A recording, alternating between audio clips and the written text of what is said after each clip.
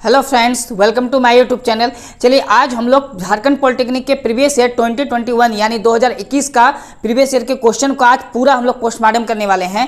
और जितना भी आपका 2021 में आया है मैथ का क्वेश्चन, सारे क्वेश्चन को हम लोग फुल डिटेल्स में समझेंगे और उसका हो सके तो हम लोग ट्रिक से भी कुछ सवाल को सॉल्व करेंगे, ठीक है। और इससे पहले हम लोगों ने पॉलिटेक्निक का कुछ क्वेश्चन को सॉल्व किया था। अगर आपने अभी तक देखा नहीं है तो सारे वीडियो का लिंक डिस्क्रिप्शन में दिया गया है, आप डिस्क्रिप्शन में जाके सारे वीडियो का लिंक में क्लिक करके वीडियो को देख सकते हैं। लेकिन आज हम लोग 2021 के प्रीवियस ईयर के पॉलिटेक्निक का जो क्वेश्चन पूछा गया था 50 के 50 क्वेश्चन का पोस्टमार्टम करने वाले हैं, यानी सारे क्वेश्चन को हम लोग अच्छे से समझने का कोशिश करेंगे।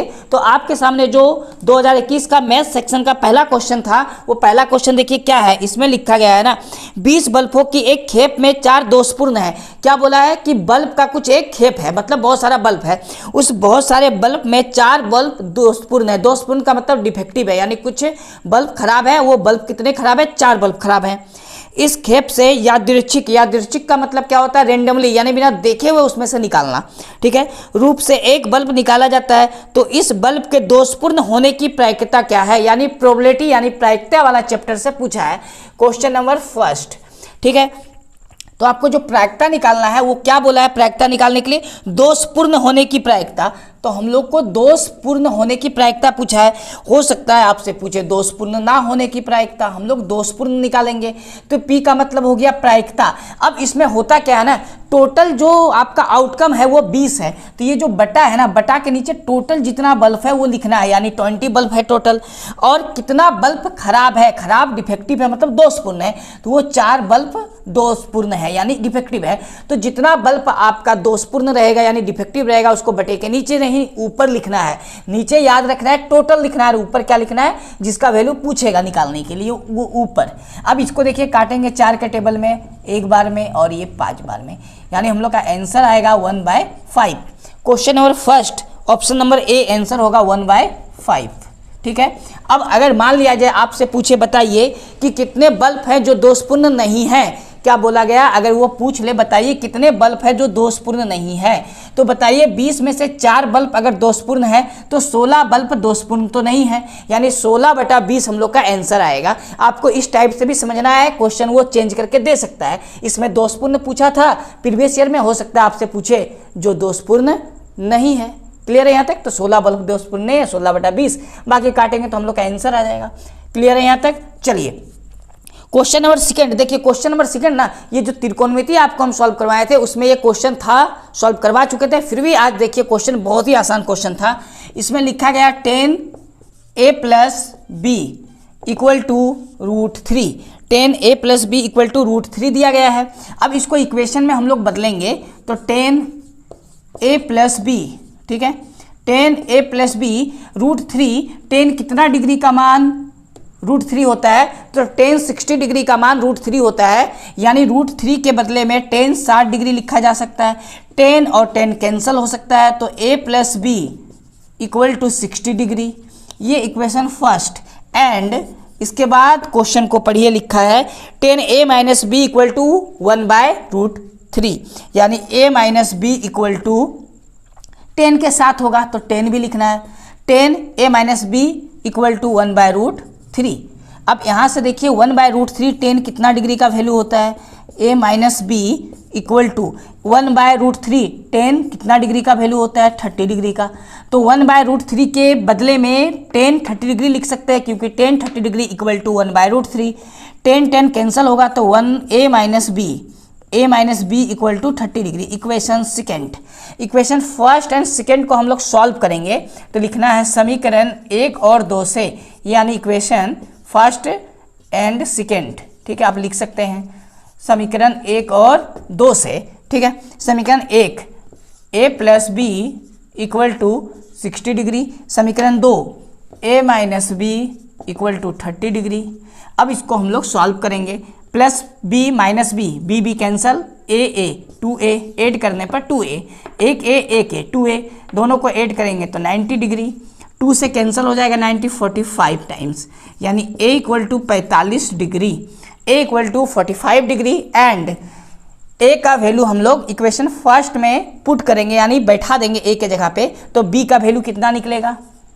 देखिए अगर ए का वैल्यू हम लोग यहाँ 45 डिग्री बैठाएंगे, 45 इधर आएगा तो माइनस होगा 60 से, तो बी का इक्वल टू कितना आ जाएगा 15 डिग्री। कितना आ जाएगा 15 डिग्री। अब बताइए ए और बी का वैल्यू पूछा था आपसे क्वेश्चन में, तो 45 डिग्री और 15 डिग्री, ए इक्वल टू 45 और बी इक्वल टू 15, यानी अगर ऑप्शन हो जाए तो option number D, option number D आपका आंसर हो जाएगा 45 डिग्री एंड 15 डिग्री। ठीक है, ये आंसर हो गया ऑप्शन डी। क्लियर है। चलिए, तो दो क्वेश्चन हम लोग का पूरा हम लोग डिटेल्स में समझ के सॉल्व करेंगे, ताकि अगर क्वेश्चन में ना कुछ वक्त चेंज करके आ जाए आपके सामने तो आप बिल्कुल सॉल्व कर पाएंगे। ठीक है, इसे नोट करिए। नेक्स्ट क्वेश्चन अभी सॉल्व करने वाले हैं। Next question number 3। Question number 3 इतना बड़ा है, इसका लैंग्वेज देखिए। क्वेश्चन नंबर 3, ठीक है, बहुत मजा आएगा पढ़ने में, क्योंकि क्वेश्चन नंबर 3 का लैंग्वेज देखिए क्या लिखा है ना। 2 महिलाएं और 5 पुरुष, यानी 2 महिलाएं हैं और 5 पुरुष एक कढ़ाई के काम को 4 दिन में समाप्त कर सकते हैं। तो देखिए इसमें और भी लिखा हुआ बीच में ना, तो आपको करना क्या है, जो महिला है उसको फीमेल बोला जाता है।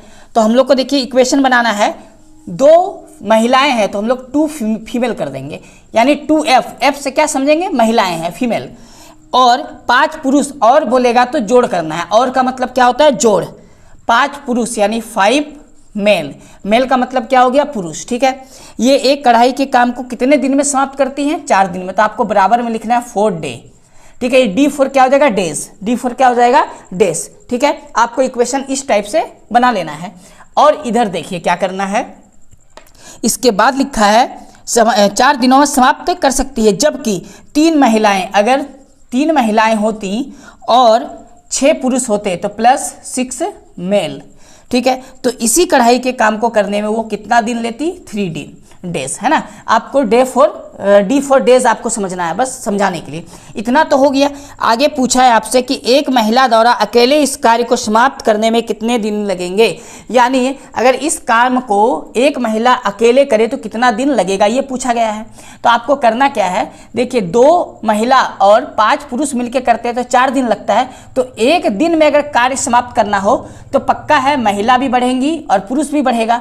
तो एक दिन में कितना महिला और कितना पुरुष मिलकर काम करेंगे, ये जानने के लिए इधर का जो 4 है ना, ये 4 से सबको गुना कर देना है, और ये 4 1 में बदल जाएगा। 4 किस में बदल जाएगा, 1 में। तो 4 से गुना करेंगे, 4 दूनी 8, 4 पच्चे 20, यानी एक दिन में अगर कार्य को समाप्त करना हो तो 8 महिला और 20 पुरुष लगेगा, तो कार्य एक दिन में समाप्त हो जाएगा। इसी तरह यहाँ 3 है ना, इस 3 से इसको गुना कर देना है। तो 3 3 का 9 महिलाएं, 6 तिया 18 पुरुष। ठीक है, एम से मेल हो गया मैंने पुरुष, तो कितना दिन में समाप्त हो जाएगा कार्य, एक दिन में। तो इस तरह आपको एक दिन में कार्य समाप्त करने के लिए 9 महिला या और 18 पुरुष मिलकर काम करे तो कार्य एक दिन में समाप्त हो जाएगा, या 8 महिला और 20 पुरुष मिलकर काम करे तो भी कार्य एक ही दिन में समाप्त हो जाएगा। क्लियर है। अब देखिए, चूंकि यहाँ भी एक दिन में कार्य समाप्त करने के लिए इतना लोगों का जरूरत पड़ा, एक ही दिन में कार्य समाप्त होने के लिए इतना लोगों का जरूरत पड़ा, तो हम लोग क्या कर सकते हैं, दोनों को इक्वल कर सकते हैं। इक्वल का मतलब ये वाला पूरा 8 महिलाएं प्लस 20 पुरुष बराबर ये वाला, यानी 9 महिलाएं प्लस 18 पुरुष, दोनों आपस में बराबर होगा, क्योंकि 1 डे बराबर होता है। अब इसको जब सॉल्व करेंगे तो 8F और 9F सॉल्व होकर कितना आएगा, 1F, और 20M और 18M सॉल्व होके आएगा 2M। ठीक है, इसका क्या मतलब हुआ, इसका मतलब है आपको महिला पूछा है कि 2 जो पुरुष है ना वो 1 महिला के बराबर है, 2 पुरुष 1 महिला के बराबर है। तो हम लोग बोल सकते हैं अगर 3 पुरुष में अगर चल जाए तो कितना के बराबर होगा, हम लोग 6 कर देते हैं, क्योंकि देखिए 6 पुरुष है ना, तो इसको 3 से गुना करेंगे तो 6 महिला, 6 मेल, 6 पुरुष कितने महिला के बराबर होगा, 3 महिला के बराबर हो जाएगा। ठीक है, अब देखिए हम लोग इससे निकाल सकते हैं, तो हम लोग लिख सकते हैं, इसीलिए इसे, ये 3 महिला तो है ही ना, 3 महिला प्लस यहाँ कितना है 6 पुरुष बराबर कितना दिन लेता है, 3 दिन। अब बताइए 3 महिला को छोड़ देते हैं, क्योंकि महिला का पूछा है, 6 पुरुष 3 महिला के बराबर, तो 6 के जगह हम लोग लिख सकते हैं 3 महिला 3 दिन। ठीक है, दोनों को जोड़ेंगे तो आएगा कितना, आएगा 3 और 3 6, F मतलब फीमेल यानी महिला, 3 दिन। अब एक बात बताइए, अगर 6 महिला मिलकर काम करे तो कितना दिन कार्य करेंगे, कितना दिन में कार्य समाप्त होगा, 3 दिन में। अगर 6 महिला काम करे तो 3 दिन में कार्य समाप्त होगा। तो अब बताइए अगर एक महिला काम करे तो कितना दिन लगेगा काम करने में, तो महिला अगर कम हो जाए तो दिन ज़्यादा लगेगा। यानी एक महिला का अगर आपको निकालना हो ना तो ये 6 से 3 को गुना हो जाएगा, यानी एक महिला काम करेंगी 18 डेज में। कितना दिन में कार्य करेगी? 18 दिन में। और आपसे क्वेश्चन में पूछा था कि एक महिला कितने दिन में कार्य को समाप्त करेंगी, तो 18 दिन, यानी ऑप्शन नंबर बी आंसर हो जाएगा 18 दिन। बस आपको इस तरह बना लेना है। क्लियर है यहाँ तक? चलिए इतना तो समझ में आ गया है ना। अब हम लोग बनाएंगे, ये बहुत इजी वे में समझ में आया होगा आपको। इस तरह आप निकाल के जाएंगे तो बहुत जल्दी बनेगा। और भी तरीका है बनाने का, वो बहुत लंबा लंबा बनता है, ठीक है। अब हम लोग क्वेश्चन नंबर 4 को सॉल्व करेंगे। देखिए क्वेश्चन नंबर 4, इसमें लिखा हुआ है कि त्रिभुज ABC में कोण C बराबर क्या दिया है? 3, कोण B बराबर 2, कोण A प्लस कोण B, तो कोण C का मान बताइए। देखिए हम लोग को पता है दिया हुआ क्या क्या है, तो आपको समझना है। कोण C बराबर है किसके बराबर है? 3 कोण B के, और ये बराबर है 2, ये ब्रैकेट के अंदर है कोण A प्लस कोण B। ये तीनों आपस में क्या है? बराबर है। ऐसा क्वेश्चन में दिया है। आपको कोण C का मान पूछा है, ठीक है। हम लोग को पता है कि त्रिभुज के तीनों कोणों का योग कितना डिग्री होता है? 180 डिग्री, यानी कोण A प्लस कोण B प्लस कोण C इक्वल टू 180 डिग्री, ठीक है। अब यहाँ से C का वैल्यू निकालना है तो C को छोड़ देना है। अब एक बात देखिए, ये कोण A और कोण B, यहाँ पर दिख रहा है कोण A प्लस कोण B, लेकिन ये 2 है। तो एक बात समझना है आपको, अगर कोण C बराबर है 3 कोण B के और बराबर है 2 कोण A प्लस कोण B के, तो 2 कोण A प्लस कोण B भी बराबर होगा कोण C के। तो ये वाला इसके अगर बराबर है और 2 को बटा में ले आएँ तो कोण A प्लस कोण B का वैल्यू निकलेगा कोण C बटा 2। ये 2 को अगर बटा में ले आएँ, क्योंकि ये इसके भी बराबर होगा, अगर इसको हटा दिया जाए तो कोण C बराबर आएगा 2 कोण A प्लस कोण B, और 2 को बटा में ले आएँ तो कोण A प्लस कोण B का मान क्या निकलेगा? कोण C बटा 2। ये दोनों के बदले में हम लोग लिख सकते हैं। अब प्लस में कोण C दिया हुआ है, इक्वल टू कितना हो गया? 180 डिग्री हो गया, ठीक है। अब इसके बाद कोण C का मान निकालना है, तो 2 को इससे गुना करके इससे जोड़ेंगे तो आएगा 3 कोण C बराबर 2 चला जाएगा इसके गुना में, गुना 2। 3 से तो ये कट जाएगा ना, 60 बार में कट गया। तो कोण C बराबर 60 को 2 से गुना करेंगे तो कितना आएगा? 120 डिग्री। 120 डिग्री हो गया एंगल C का वैल्यू। अब देखिए आपका जो क्वेश्चन नंबर 4 था उसका ऑप्शन बी नंबर में लिखा हुआ 120 डिग्री। आपको ये कंसेप्ट समझ में आया? क्या बोले? त्रिभुज के तीनों कोणों का योग कितना होता है? 180। तो आपको पहले तो ये लिख लेना है त्रिभुज है, बाकी इस इक्वलिटी से हम लोग वैल्यू को पुट करके आराम से निकाल सकते हैं। क्लियर है? चलिए नेक्स्ट क्वेश्चन हम लोग सॉल्व करेंगे 5 नंबर। हम लोग पूरा क्वेश्चन जितना है ना आपका 50 का 50 हम लोग फुल डिटेल्स में समझ के सॉल्व करेंगे, ताकि अगर क्वेश्चन में कुछ चेंज करके भी पूछे ना एग्जाम में तो आप बना पाएँ, ठीक है। चलिए नेक्स्ट क्वेश्चन देखते हैं। क्वेश्चन नंबर 5 बनेगा आपका। क्वेश्चन नंबर 5, यदि A और 96 के मौसोपो क्या होता है? महत्तम समापरिवर्तक, यानी SCF, और SCF के बाद क्या लिखा है? लॉसोपो। लॉसोपो का मतलब क्या होता है? लघुत्तम समापरिवर्तक, यानी LCM, ठीक है। क्रमशः 4 और कितना दिया है? 9696 है, तो A का मान ज्ञात कीजिए, ठीक है। चलिए आप इंग्लिश वाला अगर देखें ना तो उसमें SCF और LCM लिखा हुआ है। क्वेश्चन नंबर 5, तो 2 नंबर है, एक नंबर तो क्या है? A है, एक नंबर क्या है? A, और दूसरा नंबर क्या दिया है? 96। देखिए एक फॉर्मूला होता है, क्या होता है ना कि दोनों नंबर यानी दोनों संख्याओं का गुणफल बराबर होता है इन दोनों संख्या का जो SCF और LCM आया है उनके गुणफल के बराबर होता है, ठीक है। यानी दोनों संख्या का LCM और SCF कितना आया हुआ है? 4 गुना 9696 आया कहाँ से? ये फॉर्मूला देखिए यहाँ पर हम लिख के समझा रहे हैं। मान लिया जाए 2 संख्या है A और B, ठीक है, तो इन दोनों का गुणफल ना वो बराबर होगा SCF। किसका SCF? इन दोनों संख्या यानी A और B का, गुना LCM। किसका LCM? इन दोनों नंबर A और B का। ये फॉर्मूला आपको ना याद रखना है। ये फॉर्मूला होता है कि 2 संख्या का गुणफल बराबर होता है दोनों संख्या का SCF और LCM का गुना। इसी हिसाब से 2 संख्या दिया है, एक A है दूसरा संख्या 96 है, SCF 4 दिया है और LCM दिया है 9696। फॉर्मूला में हम लोग बैठाएंगे और मान निकालेंगे A का। A बराबर 4 9696 बटे में कौन आ जाएगा? 96। 96 से ये कटेगा 101 टाइम्स। 4 को 101 से गुना करेंगे तो आएगा 404। 404 हम लोग का ए का वैल्यू निकल जाएगा। अब क्वेश्चन नंबर जो 5 था इसका ऑप्शन में 404 किस ऑप्शन में, ऑप्शन नंबर डी में है 404, ऑप्शन डी हम लोग का सही आंसर देगा। ठीक है, इतना आसान है, बस हम लोग के पास डाटा बदल सकता है एग्जाम में बट फॉर्मूला नहीं बदलेगा। आपको फॉर्मूला याद रखना है, हम लोग फुल कंसेप्ट के साथ चलेंगे। अगर डाटा भी बदल जाए ना तो फॉर्मूला याद होगा तो आप बना पाएंगे। चलिए क्वेश्चन नंबर देखिए 6। ये क्वेश्चन जो है ना, इसको भी जो हम त्रिकोणमिति आपको पढ़ा रहे थे तो उसमें ये क्वेश्चन बन चुका है, फिर भी हम लोग बनाएंगे। देखिए कोट का भाई ये कोट है, कोट बराबर दिया है 7/8। आपसे पूछा है 1 प्लस साइन थीटा। देखिए एक चीज़ है ना, यहाँ थीटा छूट चुका है, ये थीटा, ठीक है, यहाँ थीटा है। उसके बाद ब्रैकेट है, उसके बाद दिया 1 माइनस साइन थीटा, ठीक है, बटा में आपसे पूछा है 1 प्लस कोस थीटा और ब्रैकेट में फिर दिया 1 माइनस कोस थीटा। ये आपसे पूछ रहा है, कोट का वैल्यू दिया है, ये पूछा है। अब देखिए इसका एक फॉर्मूला होता है, उस फॉर्मूला में पहले हम लोग इसको ब्रेक करते हैं। ये हो गया a plus B whole a minus B whole का फॉर्मूला, तो इसका फॉर्मूला होता है a square minus B square, ठीक है, यानी 1 का स्क्वायर और साइन का स्क्वायर। इसी तरह ये भी एक फॉर्मूला का फॉर्म में है, a plus B whole a minus B whole के फॉर्म में है, तो इसका भी फॉर्मूला होता है a square minus B square. A का जगह में हम लोग के पास 1 है, और बी के जगह में यहाँ कोस है और यहाँ बी के जगह में साइन है। तो हम लोग एक बार फॉर्मूला को फिर से यहाँ लिख लेते हैं। देखिए A square minus B square equal to A plus B whole A minus B whole, ठीक है। हम लोग पूरे फॉर्मूला के साथ इसको सॉल्व करेंगे। अब ये तो फॉर्मूला के हिसाब से आ गया, अब इसको हम लोग सॉल्व करते हैं, ठीक है। देखिए इसको यहाँ सॉल्व कर लेते हैं, इसको यहाँ सॉल्व करते हैं। तो ये 1 का स्क्वायर क्या होगा, 1 का स्क्वायर तो 1 हुआ ना, माइनस ये साइन का स्क्वायर क्या होगा, साइन का स्क्वायर तो साइन ही रहेगा। इसी तरह 1 प्लस कोस स्क्वायर आएगा, ठीक है। अब फिर से एक फॉर्मूला होता है 1 minus sine square equal to cos square theta, और 1 minus cos square equal to sine square theta, ठीक है।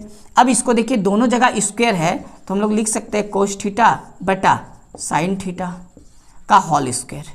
अगर दोनों जगह स्क्वायर है तो होल स्क्वायर लिख सकते हैं। कोस बटा साइन को क्या बोला जाता है, कोस बटा साइन को हम लोग कोट बोलते हैं, यानी कोट लिखा जा सकता है का होल स्क्वायर। अब यहाँ से कोट का वैल्यू बैठाइए, कोट का वैल्यू कितना दिया है 7/8, तो कोट का वैल्यू हम लोग रखेंगे यहाँ 7 और बटा में 8 इक्वल टू क्या आ जाएगा, करेंगे तो ये स्क्वायर है, 7 का स्क्वायर 49, 8 का स्क्वायर 64, यानी 49/64 ये आंसर है।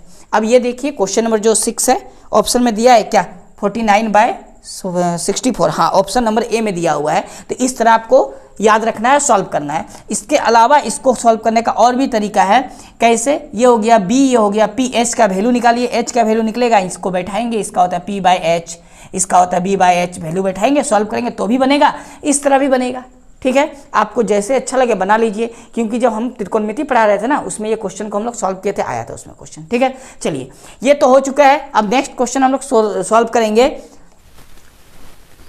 चलिए तो हम लोग क्वेश्चन नंबर 7 को सॉल्व करते हैं। देखिए क्वेश्चन नंबर 7 में क्या लिखा हुआ है ना, क्वेश्चन नंबर 7 इसमें लिखा है निम्नलिखित में कौन सा सत्य नहीं है। तो इसमें से जो आपका ऑप्शन ए दिया है ये बिल्कुल सत्य है। साइन क्या दिया हुआ है, साइन 30 डिग्री और साइन 30 डिग्री का वैल्यू होता है 1/2, ये बिल्कुल सही है। ऑप्शन बी में लिखा हुआ है कोस 30 डिग्री और कोस 30 डिग्री का वैल्यू होता है √3/2 और ये भी लिखा है √3/2, ये भी सही है, यानी बी भी सत्य है। ऑप्शन सी में लिखा है कोस, ऑप्शन सी में लिखा है साइन 90 डिग्री इक्वल टू 0, ये बिल्कुल असत्य है, क्योंकि साइन 90 डिग्री का वैल्यू कितना होता है 1 होता है और साइन 0 डिग्री का वैल्यू 0 होता है, लेकिन यहाँ लिखा हुआ है साइन 90 डिग्री इक्वल टू 0, इसीलिए ये क्या है, गलत है, यानी आंसर हम लोग का ऑप्शन सी हो जाएगा, ठीक है। ऑप्शन सी हम लोग का क्या हो जाएगा, सही आंसर हो जाएगा। चलिए तो क्वेश्चन नंबर हम लोग 8 को सॉल्व करते हैं। इसमें लिखा है यदि वृत्त की परिधि 22 सेमी है तो उसके अर्धवृत्त का क्षेत्रफल होगा। तो वृत्त की परिधि दिया है, वृत्त की परिधि क्या होता है 2πr और वृत्त का परिधि दिया हुआ 22 सेंटीमीटर। हम लोग पहले त्रिज्या निकाल लेते हैं, इसमें से 2 गुना 22/7 और r इधर है 22 से 22 कटेगा, r बराबर कितना आएगा, तो ये एक बार में कटा ना, 7 1 से गुना होगा 7/2 सेंटीमीटर, ये निकल गया हम लोग का r, यानी त्रिज्या निकल गया। तो अर्धवृत्त का क्षेत्रफल निकालना है, तो अर्धवृत्त का क्षेत्रफल का फॉर्मूला क्या होता है, तो लिखना है अर्धवृत्त का क्षेत्रफल, तो अर्धवृत्त का क्षेत्रफल होता है पाई आर स्क्वायर बटा 2। ये अर्धवृत्त का क्षेत्रफल का फॉर्मूला है। तो हम लोग वैल्यू को बैठाएंगे, 22/7 लिखेंगे, आर का वैल्यू 7/2, ये 22/7 हो गया, और आर का वैल्यू 7/2। ये बटा का जो नीचे 2 है ना, ये भी आपको लिखना है, तो हम लोग लिख लेते हैं यहाँ पर 2। ठीक है, चलिए 2 से ये कटेगा 22, 11 बार में, 7 से ये 7 कटेगा, यानी आएगा कितना 77, 11 7 77, और यहाँ आएगा 2 दूनी 4, ये 7 है। ठीक है, 4 सेंटीमीटर स्क्वायर, ये आंसर हो गया। यानी क्वेश्चन नंबर 8 का हम लोग का सही आंसर ऑप्शन नंबर डी हो जाएगा, 77/4 सेंटीमीटर स्क्वायर। ठीक है, चलिए अब हम लोग बनाएंगे क्वेश्चन नंबर 9 को। देखिए क्वेश्चन नंबर 9, इसमें लिखा है बिंदु Q से एक वृत्त पर स्पर्श रेखा की लंबाई 8 सेंटीमीटर है और केंद्र से Q की दूरी 10 सेंटीमीटर है, तो त्रिज्या क्या होगा। तो सबसे पहले एक सर्कल आपको बनाना है। देखिए सर्कल बन गया। अब देखिए इसमें एक सर्कल मैंने बोला है कि केंद्र से कुछ एक बिंदु लेना पड़ेगा जो केंद्र से कुछ दूरी पर है। इस पॉइंट को वो Q माना है, तो Q से यहाँ तक का दूरी दिया हुआ है, इसको P मान लेते हैं 8 सेंटीमीटर, और बोला है केंद्र से इसका दूरी दिया हुआ है, केंद्र से इसका दूरी कितना दिया है 10 सेंटीमीटर। तो ये हो गया आपका 10 सेंटीमीटर, इसको O मान लेते, ये हो गया इसका त्रिज्या। अब त्रिज्या स्पर्श रेखा है, QP क्या है स्पर्श रेखा, स्पर्श रेखा पर क्या होती है लंब होती है त्रिज्या, तो OP का मान बोला है, यानी त्रिज्या मान लेते हैं OP। तो OP बराबर पाइथागोरस प्रमेय लगाएंगे हम लोग, तो क्या आएगा OP बराबर OQ स्क्वायर माइनस PQ का स्क्वायर, और ये अंडर रूट में आएगा क्योंकि यहाँ स्क्वायर नहीं दिया गया है ना। OP क्या है त्रिज्या है R। अब मान बैठाना है हम लोग को, OQ के जगह में कितना बैठाएंगे 10, यानी 10 का स्क्वायर, OP बैठ गया हम लोग का OP, PQ के जगह में कितना बैठाएंगे 8 स्क्वायर, 10 का स्क्वायर 100, 8 का 64। ठीक है, अब देखिए यहाँ से इन दोनों को घटाएंगे तो आएगा 36, और 36 का वर्गमूल कितना होता है 6। ठीक है, यानी क्वेश्चन नंबर जो 9 है इसका सही आंसर हो जाएगा ऑप्शन नंबर C 6 सेंटीमीटर। तो त्रिज्या कितना निकल गया 6 सेंटीमीटर निकल गया, ये हम लोग का आंसर हो गया। क्लियर है यहाँ तक। तो हम लोग का क्वेश्चन नंबर 9 तक कंप्लीट हो गया, आप इसे नोट करिए। इसके बाद हम लोग क्वेश्चन नंबर 10 को सॉल्व करेंगे। ठीक है, क्वेश्चन नंबर हम लोग का 10 बनेगा। ठीक है, क्वेश्चन नंबर 10, यदि अल्फा बीटा समीकरण 2x square minus 4x minus 3 equal to 0 के मूल हैं, तो alpha square plus beta square का मान क्या होगा। ठीक है, चलिए तो द्विघातीय समीकरण का ये क्वेश्चन है, 2x square minus 4x minus 3 equal to 0। ठीक है, अब alpha square plus beta square का वैल्यू पूछा है। यहाँ पर हम लोग a का वैल्यू निकाल लेंगे। एक्स स्क्वायर के पहले वाला जो कांस्टेंट टर्म होता है उसको हम लोग a बोलते हैं, x के पहले वाला कांस्टेंट टर्म को हम लोग b बोलते हैं, यानी b इक्वल टू -4 होगा and c equal to -3। Clear है। अब देखिए फॉर्मूला होता है अल्फा प्लस बीटा। ठीक है, आपको पता होना चाहिए अल्फा प्लस बीटा जो फॉर्मूला होता था वो क्या होता था अल्फा प्लस बीटा। तो अल्फा प्लस बीटा का फॉर्मूला होता है -b और बटा में कितना होता है a, -b/a, यानी b का वैल्यू अगर हम लोग बैठाएं तो -4 है। कितना है -4 है, तो -4 और ये माइनस मिलके क्या होगा प्लस हो जाएगा 4। ये माइनस फॉर्मूला का b का वैल्यू माइनस में है, माइनस माइनस प्लस, a कितना है 2, ये a कितना है 2, यानी इक्वल टू कितना आ जाएगा 2, क्योंकि 2 से 4 कट जाएगा कितना 2 बार में। क्लियर है यहाँ तक। इसके बाद alpha into beta equal to formula होता है c/a। अब बताइए c का वैल्यू कितना है -3 और a का वैल्यू कितना है 2, कितना है 2, यानी अल्फा इंटू बीटा कितना आ गया -3/2। अब आपसे देखिए पूछा क्या है ना, आपसे पूछा है alpha square plus beta square.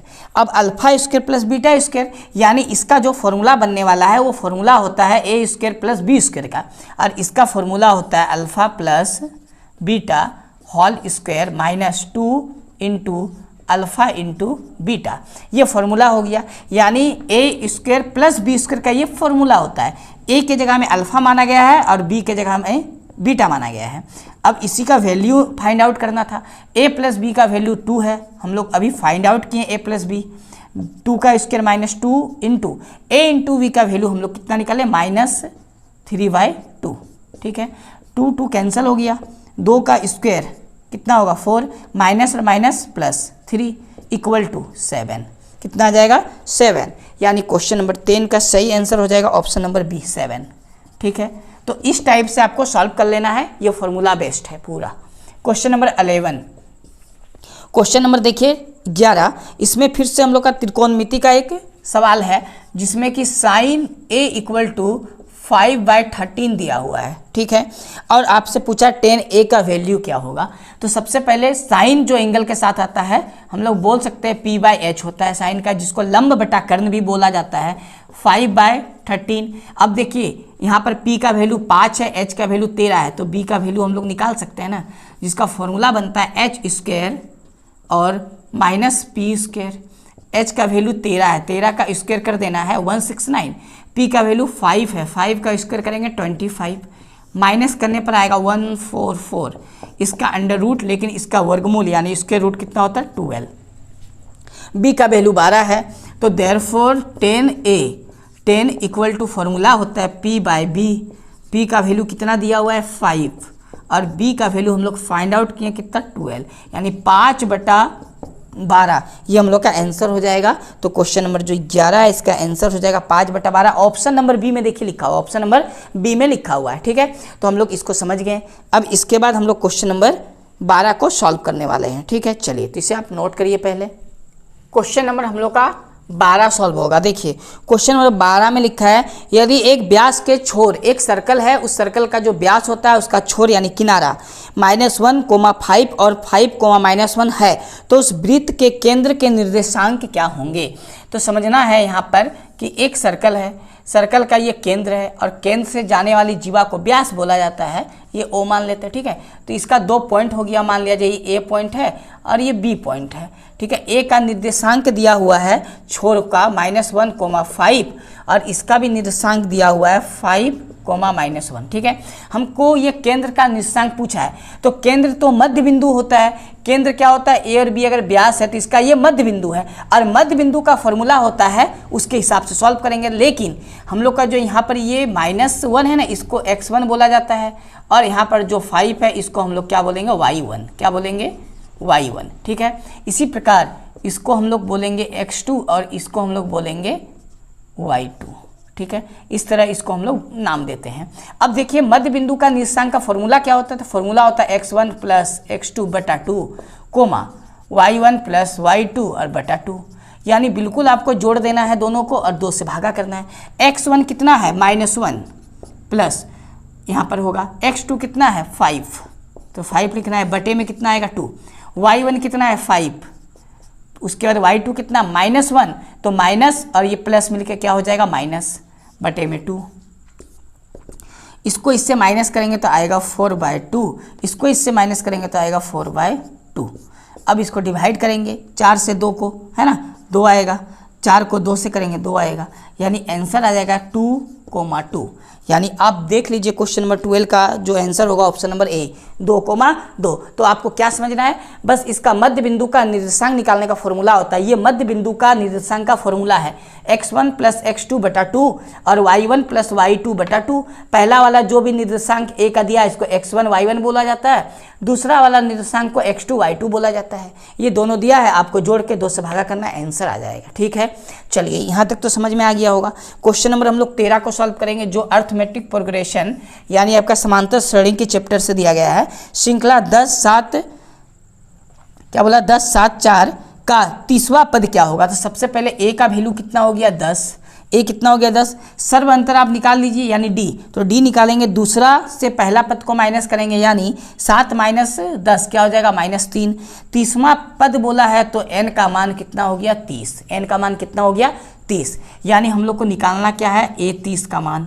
तो a 30 को हम लोग लिख सकते हैं a + 29d, ये फॉर्मूला के हिसाब से आता है ना। a का वैल्यू कितना दिया हुआ है, a का वैल्यू 10 है, प्लस 29 गुना d, d का वैल्यू कितना है -3, d का वैल्यू -3। सॉल्व करेंगे इसको 10, इसको इससे गुना करेंगे तो 87 आएगा, दोनों को माइनस करेंगे -77, आंसर आ गया। अब देखिए क्वेश्चन नंबर 13 का option number -77 option number C में लिखा हुआ है, तो ऑप्शन नंबर सी हम लोग का क्या हो जाएगा आंसर हो जाएगा। ठीक है, चलिए इसके बाद हम लोग क्वेश्चन नंबर 14 को सॉल्व करेंगे। चलिए क्वेश्चन नंबर 14 को हम लोग समझते हैं। क्वेश्चन नंबर 14 में लिखा है समीकरण 3x² 2x प्लस 1/3 के मूल क्या होंगे। तो देखिए आपको मूल समझा रहे हैं यहाँ पर, मूल, ठीक है। मूल का 3 कंडीशन होता है। एक होता है d इक्वल टू 0, जब कभी भी d का वैल्यू, d क्या है अभी समझ में आएगा, d इक्वल टू जब 0 हो जाए तो जो मूल होगा ना वो वास्तविक होगा। क्या होगा? वास्तविक। सबसे पहले तो मूल क्या होगा? वास्तविक होगा। वास्तविक के साथ साथ आपका समान आएगा, माने इक्वल आएगा, वास्तविक और समान। दूसरा कंडीशन, जब d का वैल्यू 0 से बड़ा हो जाए, जब d का वैल्यू क्या हो जाए 0 से बड़ा, तब भी वास्तविक होगा। ये 0 से बड़ा हो जाए यानी नेगेटिव में ना आए, ठीक है, तब भी वास्तविक होगा, लेकिन भिन्न भिन्न मान होगा। 2 निकलेगा ना तो दोनों अलग अलग होगा, तो वास्तविक और भिन्न होगा। तीसरा कंडीशन, जब d का वैल्यू 0 से छोटा हो जाए यानी माइनस में आ जाए, तो हम लोग बोलेंगे कोई वास्तविक मूल नहीं होगा, कोई वास्तविक मूल नहीं है। या इसी को बोला जा सकता है काल्पनिक है। इसी को क्या बोल सकते हैं हम लोग? काल्पनिक, ठीक है। इसी को क्या बोल सकते हैं? काल्पनिक। कोई वास्तविक मूल नहीं है मतलब क्या है? मूलों का अस्तित्व नहीं है, यानी काल्पनिक भी बोल सकते हैं या कोई वास्तविक मूल नहीं है जब d का वैल्यू 0 से छोटा यानी माइनस में आ जाए। ये 3 कंडीशन होता है मूलों का। अब हम लोग क्वेश्चन को सॉल्व करेंगे। देखिए इसको, तो यहाँ पर a बराबर तो हो गया 3, क्योंकि x के पहले वाला a होता है। इसके बाद b इक्वल टू हो जाएगा -2 और c इक्वल टू हो जाएगा 1/3। आपको d का वैल्यू निकालना है। d बराबर फॉर्मूला होता है b² - 4ac। d बराबर फॉर्मूला क्या होता है? b² - 4ac। अब यहाँ पर वैल्यू को बैठाना है, तो b इक्वल टू -2 है, तो -2 का क्या आ जाएगा? Whole square. 4, a का वैल्यू कितना है? 3 और c का वैल्यू कितना है? 1/3। 3 कैंसिल हो गया। -2 का स्क्वायर 4 इंटू 1 यानी 4। सॉल्व करेंगे तो क्या आएगा? 0। देखिए d का वैल्यू क्या आ गया? 0। तो कौन सा कंडीशन हो रहा है? पहला वाला कंडीशन हो रहा है, यानी वास्तविक और समान मूल होगा, ठीक है। यानी ऑप्शन नंबर आपका जो है वो किस में दिया हुआ है? ए नंबर में। देखिए क्या लिखा है? वास्तविक और समान, ठीक है, वास्तविक और समान। तो अब देखिए ज़रूरी नहीं है कि प्रत्येक बार आपका ऐसा डाटा दिया रहे जो वास्तविक और समान आए। ऐसा हो सकता है कि d का वैल्यू क्या आ जाए? 0 से बड़ा हो जाए। 0 से क्या हो जाए? बड़ा। तो हम लोग का 2 नंबर कंडीशन होगा, वास्तविक और यहाँ भिन्न हो जाएगा, ठीक है। हो सकता है d का वैल्यू माइनस में आ जाए, मतलब 0 से छोटा हो जाए, तब हम लोग लिखेंगे काल्पनिक होगा। काल्पनिक का ही मतलब होता है वास्तविक मूल नहीं है, ठीक है। चलिए ये समझ में आ गया, तो हम लोग इसको भी साथ में याद करते हुए चलेंगे। ये बहुत इंपॉर्टेंट है, आपको याद करके चलना है। हम लोग नेक्स्ट क्वेश्चन को सॉल्व करते हैं।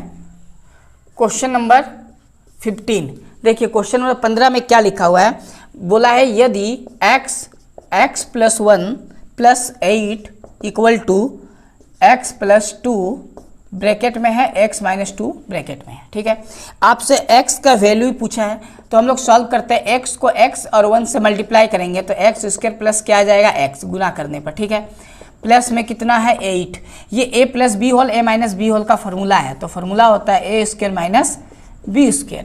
a के जगह में x है, b के जगह में 2 है। सॉल्व करने पर आएगा x² x + 8 = x का स्क्वायर x² - 2 का स्क्वायर 4। x² कैंसिल है, x = -4 पहले से, 8 को बराबर के उस पार ले जाएंगे तो -8, तो देयरफॉर x = -12। तो आपसे x का वैल्यू पूछा था, ऑप्शन बी सही हो जाएगा, -12। Question number 16।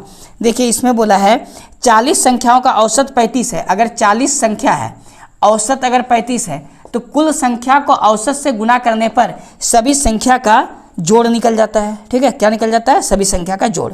तो हम लोग गुना कर देते तो आएगा कितना? 140 यानी 1400, ठीक है।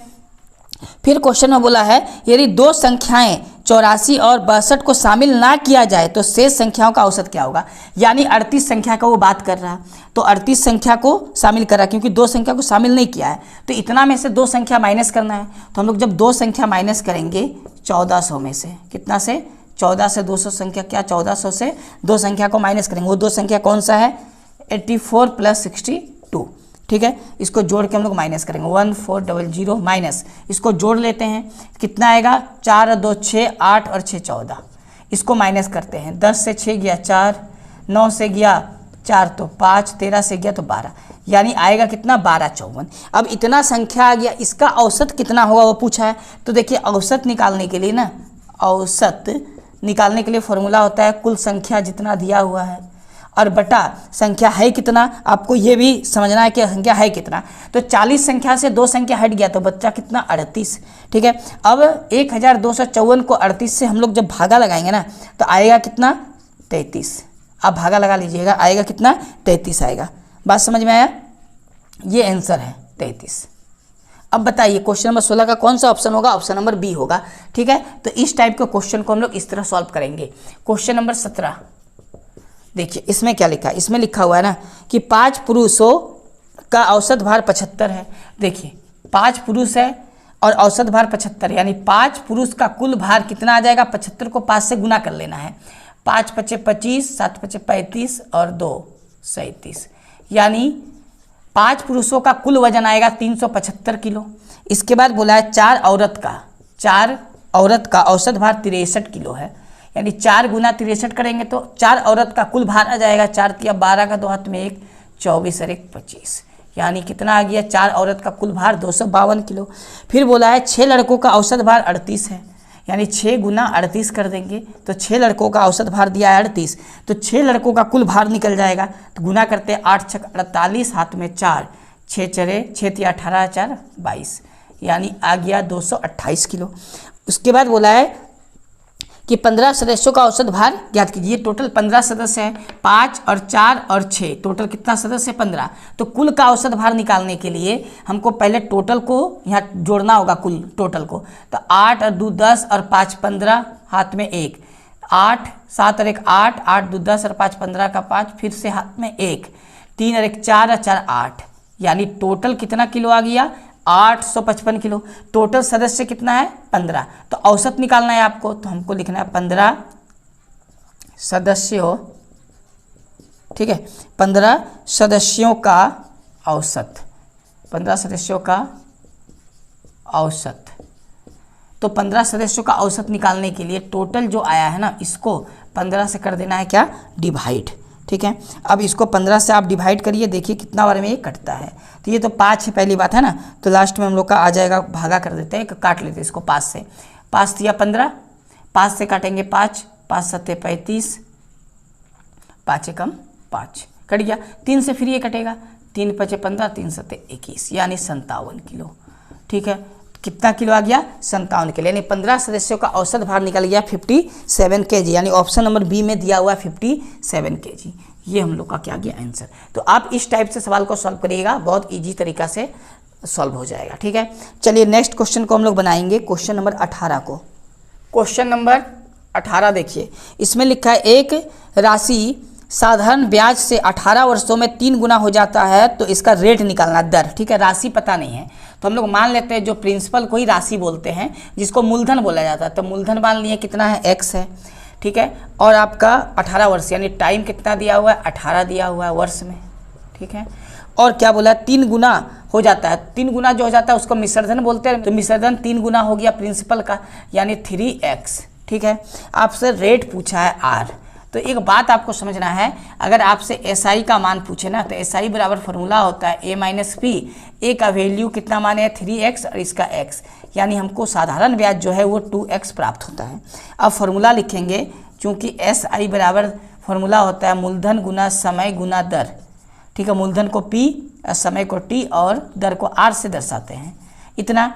अब चूंकि यहाँ SI का वैल्यू हम लोग निकाले हैं 2x आया, P को क्या माना गया है x, T कितना दिया हुआ है 18, रेट कितना है, ये तो रेट तो निकालना है, ये हो गया 100, ठीक है। चलिए इसको हम लोग अब सॉल्व कर लेते हैं। पहली बात तो x से x कटेगा, 2 से ये कट जाएगा 9 बार में, यानी कुल मिलाकर रेट का मान आएगा 100/9%। इसको जब भागा लगाएंगे तो 11.1111% आ जाएगा आंसर, ठीक है। यानी ऑप्शन नंबर बी हो जाएगा क्वेश्चन नंबर 18 का। ये हम लोग का साधारण ब्याज वाला जो चैप्टर है उस चैप्टर से पूछा गया सवाल है, ठीक है। आपको साधारण ब्याज का फॉर्मूला याद होना चाहिए। क्वेश्चन नंबर 19, क्वेश्चन नंबर 19 में लिखा है 3, इसका देखिए पावर में दिया है ना a + b, ठीक है, और इक्वल टू में दिया है 9 × कितना है, उसके बाद 81 है, गुना में कितना है 27, ठीक है। आपसे पूछा है a + b का होल स्क्वायर का फॉर्मूला से आपको निकालना है। तो सबसे पहले तो ये 3 का पावर में दिया है a + b, तो ऐसा करना है, इसको 3 के फॉर्म में तोड़ देना है। तो 9 को लिखा जा सकता है ना 3 का स्क्वायर, क्योंकि 9 को लिखेंगे 3 का स्क्वायर तब ना 3 3 का 9 आएगा। 81 3 का पावर कितना होता है 4, और 27 3 का पावर कितना होता है 3। तो पावर के फॉर्म में लिख देना है सबको, लेकिन बेस क्या होना चाहिए 3 होना चाहिए, क्योंकि यहाँ 3 है। तो 3 का पावर a प्लस बी हुआ बराबर। अब चूंकि यह 3 का पावर जो दिया है ना, और ये इंटू में है, तो पावर को जोड़ देंगे, 2 4 6, 6 और 3 9, पावर को जोड़ दिए। अब इसीलिए अगर मान लिया जाए बेस 3 3 एक जैसा है तो पावर भी इक्वल होगा, यानी a plus B equal to क्या होता है 9 होता है। अब चूंकि आपसे बोला है कि दोनों तरफ क्या करना है स्क्वायर, क्योंकि a प्लस बी का होल स्क्वायर पूछा है, तो a प्लस बी का होल स्क्वायर करना है और ये 9 का भी स्क्वायर करना है। हम लोग बोथ साइड स्क्वेयरिंग यानी दोनों तरफ वर्ग कर दिए, तो a प्लस बी तो रह गया, क्योंकि वैल्यू पूछा है a प्लस बी का होल स्क्वायर का। 9 का स्क्वायर करेंगे 81, यानी 81 आपका क्या आ गया आंसर। तो क्वेश्चन नंबर 19 का जो ऑप्शन नंबर बी है उसमें 81 आपको दिख रहा होगा। ठीक है, चलिए इसके बाद क्वेश्चन नंबर 20 को यहाँ सॉल्व करते हैं। क्वेश्चन नंबर 20 में लिखा है ना, पिता और पुत्र की वर्तमान आयु का अंतर कितना दिया है 20 वर्ष दिया है। ठीक है, और 5 वर्ष पश्चात उनकी आयु का अनुपात x 2:1 होगा। वर्तमान में पुत्र की आयु क्या है। देखिए मान लेते हैं कि पिता की आयु, माना पिता की वर्तमान आयु, ठीक है, पिता की वर्तमान आयु, तो पिता की वर्तमान आयु को हम लोग कुछ मान के चलते हैं। मान लेते हैं पिता की वर्तमान आयु x वर्ष है, ठीक है, और पुत्र की वर्तमान आयु y वर्ष मान लिए। ठीक है, अब प्रश्न में जैसा बोला है कि पिता और पुत्र का अंतर यानी x माइनस वाई कितना दिया है 20, इसको आपको समझना है। ये दिया हुआ है, बोला है ना कि पिता और पुत्र की वर्तमान आयु का अंतर 20 वर्ष है। ठीक है, ये इक्वेशन फर्स्ट। इसके बाद बोला है कि 5 वर्ष पश्चात, तो 5-5 साल दोनों में जोड़ना है, तो पिता भी 5 साल बाद x प्लस 5 का होगा और पुत्र भी 5 साल बाद y प्लस 5 का होगा, और इनका अनुपात 2:1 यानी 2/1 होगा। इसको जब हम लोग सॉल्व करेंगे तो x इससे गुना होगा, y इससे गुना होगा, तो x माइनस 2y आएगा। ठीक है, इसको इससे गुना करना है, इसको इससे, और इधर आ जाएगा 5, क्योंकि 5 दूनी 10 और 5 घटेगा। ये इक्वेशन सेकेंड। इक्वेशन फर्स्ट और सेकंड को हम लोग सॉल्व करेंगे, ठीक है, विलोपन विधि से। तो देखिए विलोपन विधि से जब सॉल्व करेंगे तो आपको लिखना, इसीलिए अब इसके नीचे समीकरण 1 को लिखिए, इसके नीचे तो क्या है x का x माइनस वाई बराबर में कितना आ जाएगा 20। चूँकि आपसे पूछा है पुत्र की वर्तमान आयु, क्या पूछा है पुत्र की वर्तमान आयु, तो पुत्र को हम लोग क्या माने हैं y माने हैं, तो y का वैल्यू निकाल देना है। अब इसको सॉल्व करेंगे, minus plus minus x cancel, minus Y बराबर, इसको सॉल्व करके कितना आएगा, इसको सॉल्व करने पर -15, माइनस माइनस कट गया, यानी y कितना आ गया 15। तो अब बताइए क्वेश्चन नंबर 20 में ऑप्शन बी में लिखा है ना 15 वर्ष, तो पुत्र की कितना हो गया आयु 15 वर्ष, आंसर। ठीक है, ये हम लोग का क्या हो गया आंसर हो गया। चलिए तो इस तरह आप सॉल्व कर सकते हैं, कोई ज़्यादा हार्ड नहीं है, आसान है। तो हम लोग का 20 क्वेश्चन कंप्लीट हो गया। आज हम लोग पूरा 50 क्वेश्चन को सॉल्व करेंगे जो आपका प्रीवियस ईयर में पूछा गया था क्वेश्चन। ठीक है, अब इस तरह का अगर क्वेश्चन आप सॉल्व करें प्रीवियस ईयर के सारा डिटेल्स में, तो आपको मैथ बहुत ईजी लगने लगेगा। इसीलिए इसको आप नोट करिए और इसके बाद हम लोग क्वेश्चन को सॉल्व करते हैं। क्वेश्चन नंबर 21, क्वेश्चन नंबर 21 में लिखा है पी एक्स बराबर एक्स का power 4 minus 3x square plus 4x plus 5 को x square minus x plus 1 से विभाजित कीजिए और शेषफल बताइए। आपको भाग लगाना है। चलिए हम लोग भाग यहाँ लगा के देखते हैं क्या आएगा answer. x square minus x plus 1 से किसको डिवाइड करना है, x the power 4 minus 3x square plus 4x plus 5। ठीक है, x स्क्वायर x का पावर 4, तो यहाँ कितना होगा एक्स स्क्वायर होगा, तब ना एक्स स्क्वायर और एक्स स्क्वायर मल्टीप्लाई होकर एक्स दी पावर 4 बनेगा। माइनस एक्स को एक्स स्क्वायर से सॉल्व करेंगे, जब गुना करेंगे तो आएगा कितना माइनस एक्स का पावर 3, और 1 को जब गुना करेंगे एक्स स्क्वायर से तो आएगा कितना प्लस एक्स स्क्वायर। अब यहाँ ना अगर पावर गुना करके मिलने वाला हो तो उसी के नीचे लिखना है। हम लोग एक्स क्यू को साइड में लिखें क्योंकि हमको एक्स स्क्वायर के नीचे लिखना था। ठीक है, तब ना सॉल्व होगा। साइन को चेंज करेंगे, ये माइनस है तो प्लस होगा, ये प्लस है तो माइनस, ये कैंसिल हो गया। इधर सॉल्व करके आएगा माइनस 4x स्क्वायर, इसको उतारेंगे पहले क्योंकि ये दोनों अलग अलग उतरेगा, प्लस 4x ये उतरेगा प्लस 5, एक बच गया माइनस, माइनस चेंज होकर प्लस बन गया, यानी एक्स क्यू बच गया। तो इधर लिख देते हैं हम लोग किसको एक्स क्यू को। ठीक है, अब देखिए एक्स क्यू है, यहाँ एक्स स्क्वायर है यानी प्लस एक्स, एक्स स्क्वायर को एक्स से गुना करेंगे एक्स क्यूब, एक्स को एक्स से गुना करेंगे माइनस एक्स स्क्वायर, 1 को गुना करेंगे तो 1x। ठीक है, सॉल्व करेंगे माइनस प्लस माइनस ये कैंसिल, इसको सॉल्व करते हैं, सॉल्व करने पे आएगा माइनस 3x स्क्वायर, इसको सॉल्व करेंगे प्लस माइनस माइनस यानी प्लस 3x और प्लस 5। ठीक है, ये एक्स स्क्वायर है लेकिन यहाँ -3 है तो -3 यहाँ लिखेंगे। उसके बाद एक्स स्क्वायर को -3 से मल्टीप्लाई करेंगे minus 3x square, minus x को -3 से करेंगे तो माइनस माइनस प्लस 3x, उसके बाद +1 को -3 से करेंगे तो -3 plus minus plus sign change, ये कैंसिल, ये क्वेश्चन प्लस माइनस में कैंसिल, दोनों को जोड़ेंगे कितना आएगा 8। आपसे क्या पूछा था क्वेश्चन नंबर 21 का कि शेषफल कितना, तो शेषफल 8 है, यानी ऑप्शन डी में लिखा हुआ आपको 8 मिलेगा, यानी ऑप्शन डी हम लोग का सही आंसर हो जाएगा 8। ठीक है, चलिए तो क्वेश्चन नंबर हम लोग बनाते हैं अब 22 को। देखिए 22 नंबर क्वेश्चन, 22 नंबर है ना, क्वेश्चन नंबर 22 बोला उस त्रिभुज का क्षेत्रफल जिसके शीर्ष बिंदु दिया गया है। देखिए त्रिभुज का क्षेत्रफल निकालना है ना, तो आपको त्रिभुज का क्षेत्रफल का फॉर्मूला तो बहुत अच्छे से याद होगा, लेकिन जो पॉइंट दिया है ना पहले उस पॉइंट को यहाँ लिखते हैं। ए का पॉइंट है त्रिभुज का जो शीर्ष है 1 - 1, ठीक है 1 - 1। बी जो पॉइंट है इसका दिया -4 और 6। ठीक है, उसके बाद जो सी पॉइंट है ना इसका वैल्यू दिया है -3, -5। ठीक है, इसमें भी क्या होता है ना, जो पहला वाला है इसको हम लोग x1 बोलते हैं और इसको हम लोग y1 बोलते हैं। इसी तरह इसको हम लोग x2 बोलते हैं और इसको क्या बोलते हैं y2 कोमा है। इसके बाद इसको हम लोग बोलेंगे x3 कोमा, ये हो जाएगा y3। इस तरह आपको पहले लिख लेना है ताकि जब हम लोग सॉल्व करें फॉर्मूला में बैठाने पर प्रॉब्लम ना हो। अब क्षेत्रफल पूछा है तो आपको पता है कि त्रिभुज के क्षेत्रफल का फॉर्मूला क्या होता है, उसका फॉर्मूला होता है 1/2 ब्रैकेट x1 ब्रैकेट के अंदर आएगा y2 माइनस y3, उसके बाद प्लस x2 ब्रैकेट के अंदर आएगा y3 माइनस y1, उसके बाद प्लस x3 ब्रैकेट के अंदर आएगा y आएगा y1 minus y2 bracket close. ये फॉर्मूला आपको याद रखना है, ये फॉर्मूला हो गया त्रिभुज का क्षेत्रफल का। अब यहाँ वैल्यू को पुट करना है, x1 कितना है 1 हो गया ब्रैकेट, y2 कितना है y2 6 माइनस y3 कितना है y3 -5 माइनस और ये माइनस प्लस हो गया। उसके बाद x2 कितना है -4 माइनस और ये प्लस माइनस हो गया। y3 कितना है -5, y1 कितना है y1 -1 और ये माइनस प्लस हो गया। उसके बाद x3 कितना -3 माइनस और माइनस क्या, माइनस और प्लस क्या हो जाएगा, ये प्लस है -3। y1 कितना है y1 -1 y2 कितना है y2 6 ब्रैकेट क्लोज। ठीक है, इस तरह आपको वैल्यू को बैठा लेना देख के। ठीक है, वैल्यू बैठाने में ना गलती नहीं होना चाहिए। अब इसको सॉल्व कर लेते हैं। देखिए 6 और 5 11 को 1 से गुना करेंगे तो 11 आएगा, -5 और +1 -4 और -4 गुना करने पर +16। ठीक है, -1 और -6 -7 और -3 गुना करने पर +21। ठीक है, 1/2 सबको जोड़ने पर आएगा 48। कितना आएगा 48, 2 से 48 को काटेंगे कितना हो रहा है 24 वर्ग इकाई, 24 वर्ग इकाई यूनिट है, आंसर हो गया 24 वर्ग इकाई।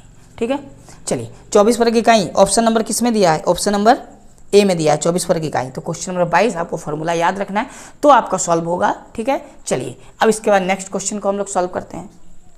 क्वेश्चन नंबर हम लोग का 23 नंबर क्वेश्चन सॉल्व होगा। 23 नंबर क्वेश्चन में लिखा है भुजा 6 सेमी वाले घन का आयतन। ये तो बहुत ही आसान दे दिया क्योंकि डायरेक्ट फॉर्मूला में बैठाना है और आंसर आ जाएगा। घन का आयतन का फॉर्मूला होता है भुजा क्यूब। ठीक है, भुजा कोई हम लोग मान लेते हैं ए, तो ए क्यूब होगा बराबर भुजा का वैल्यू कितना दिया 6 सेंटीमीटर ओवर में पावर में क्यूब। 6 का क्यूब कितना होता है, तो 6 का क्यूब होता है 216 सेंटीमीटर क्यूब। आंसर हो गया option number B. Question number 24 देखिए 24 में लिखा हुआ है यदि एक घटना ए की प्रायिकता 1/3 है तो प्रायिकता नॉट ए, यानी ए की प्रायिकता क्या नहीं होगा, नहीं का पूछा है। एक फॉर्मूला आपको याद रखना है कि ठीक है पी ए की प्रायिकता प्लस पी नॉट ए, मतलब ए की प्रायिकता नहीं, नॉट ए बराबर हमेशा 1 होता है। और पी ए का प्रायिकता दिया है 1/3 प्लस नॉट ए का प्रायिकता पूछा था, 1/3 को 1 से माइनस करेंगे, इसीलिए पी नॉट ए की प्रायिकता 1 माइनस 1/3, ठीक है। ये इधर से इधर जाएगा तो क्या होगा माइनस। सॉल्व करते हैं, 2 और 1 माइनस करेंगे तो 3 आएगा। कितना आएगा, 3 कम 3 घटाओ 1 यानी 2/3। आंसर हो जाएगा 2/3, ठीक है। अब देखिए क्वेश्चन नंबर जो 24 था इसका आंसर हो जाएगा 2/3, option number B, option number B में, ठीक है। चलिए क्वेश्चन नंबर 25, क्वेश्चन नंबर 25 में लिखा है एक गेंदबाज द्वारा 10 क्रिकेट मैच में लिए गए विकेट नीचे दिए गए हैं तो आंकड़ों का बहुलक बताइए। तो आपका जो आंकड़ा है वो लिखा है 2, 6, 4, 5, 0, 2, 1, 3, 3, 2। तो बताइए बहुलक क्या होता है।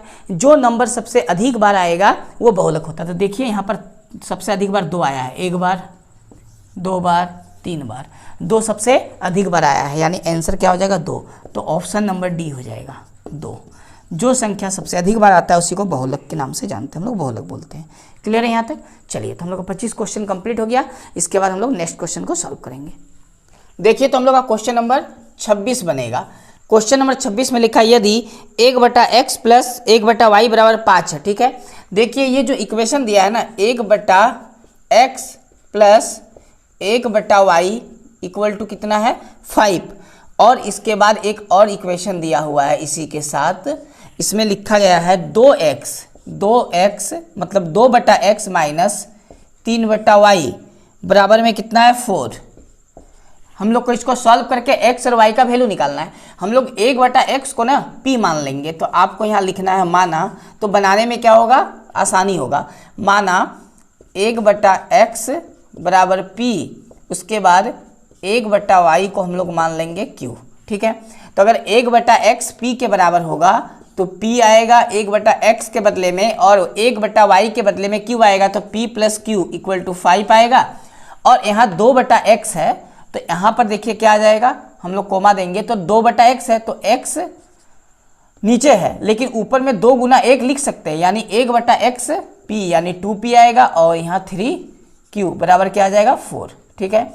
हम लोग अगर मान लिया जाए विलोपन विधि का प्रयोग करें, ये कोमा है तो ये p के पहले 2 है तो ये p के पहले 1 है, तो हम लोग को बराबर करने के लिए इसको 2 से गुना करेंगे तो आएगा 2p plus 2q equal to 10, और ये वाला जो है ना इसके बटा में लिखेंगे 2p minus 3q equal to 4। इसको हम लोग सॉल्व करेंगे विलोपन विधि से, माइनस प्लस माइनस ये कैंसिल हो जाएगा, इनको जोड़ेंगे तो आएगा 5q इक्वल टू, इसको जोड़ने पर यानी घटाने पर, यहाँ माइनस है ना, माइनस करने पर 6 आएगा, तो q इक्वल टू आ जाएगा 6/5। अब q का वैल्यू आप बैठा दीजिए समीकरण 1 किसको माना जाए, इसको, इस पे बैठा देते हैं तो हम लोग बोल सकते हैं इसीलिए p इक्वल टू, तो जब q के जगह में 6/5 बैठाएंगे और ये उधर जाएगा तो आंसर कितना आएगा 5 × 5 = 25 से 6 जाएगा तो 19, यानी 19/5 आएगा p का मान, ठीक है। अब देखिए यहाँ पर क्या है, आपको p का मान वापस कर देना है p के जगह में, तो 1/x है तो ये मान उल्टा लिखाएगा, तो हम लोग बोल सकते हैं इसीलिए जो x का वैल्यू आएगा, x को क्या माना गया p, इसका उल्टा आएगा यानी 5/19 आएगा, कोमा, और जो y का वैल्यू माना गया है, y किसको माने हैं हम लोग, y नहीं q जो माने 1/y बराबर q माने हैं, तो हम लोग का y का वैल्यू इसका उल्टा आ जाएगा यानी 5/6। अब देखिए आपका किस ऑप्शन में दिख रहा है x और y का जो वैल्यू पूछा है वो आपका 5/19 और 5/6 ऑप्शन नंबर डी में दिख रहा। ऑप्शन नंबर डी में लिखा हुआ है ना 5/19 कोमा 5/6, ये हम लोग का ऑप्शन नंबर डी में आंसर आ गया x और y का। तो इस तरह आप सॉल्व करिएगा, जल्दी सॉल्व होगा मान के बनाने पर, ठीक है। चलिए क्वेश्चन नंबर हम लोग सॉल्व करेंगे 27 को। तो क्वेश्चन नंबर 27 में लिखा हुआ है समांतर श्रेणी का कुछ पद दिया है 5, 7, 9, 11, ये डॉट डॉट करके 75 तक गया, 63 बोलते हैं, 73, 75, ठीक है, यहाँ तक गया है।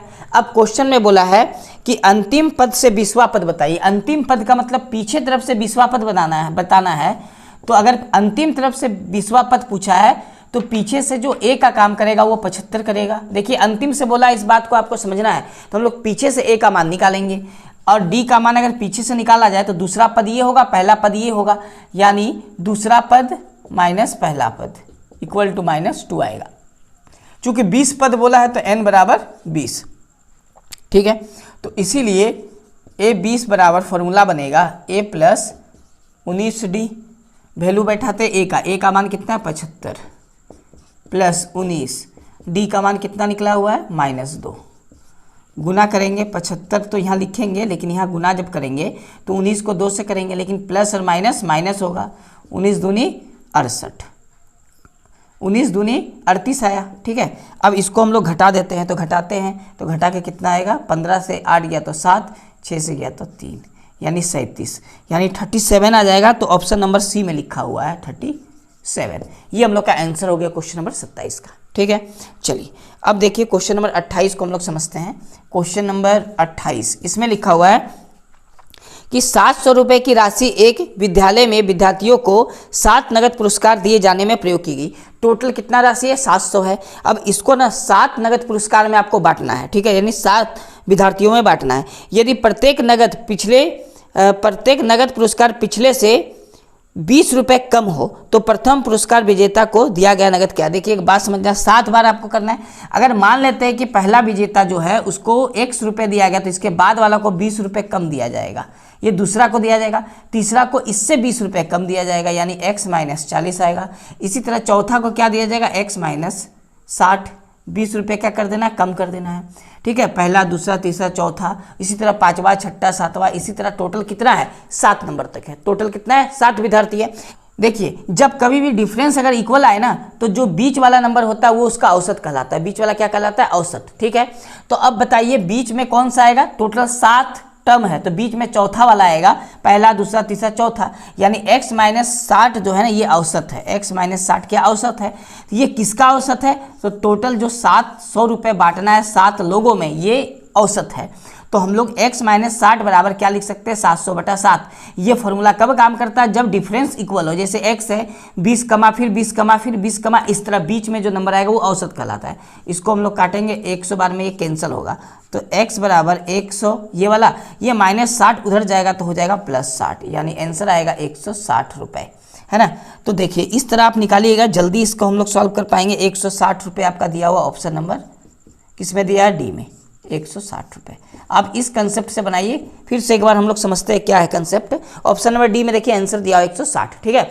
देखिए जब डिफरेंस इक्वल हो, डिफरेंस इक्वल का मतलब 20-20 का कम रहा, यानी डिफरेंस इक्वल ही है, ठीक है, या बढ़ेगा तो भी डिफरेंस क्या होगा, इक्वल होगा। तो इस केस में जो बीच में नंबर बैठा हुआ है ना वो अब एवरेज कहलाता है। अब एवरेज कैसे निकलेगा, तो टोटल कितना पैसा है, 700। अब इसको 7 लोगों में बांटना है, यानी 7 स्टूडेंट में बांटना है, तो 7 से डिवाइड करेंगे तो एवरेज, यानी प्रत्येक स्टूडेंट को 100 रुपये करके, वो एक औसत है।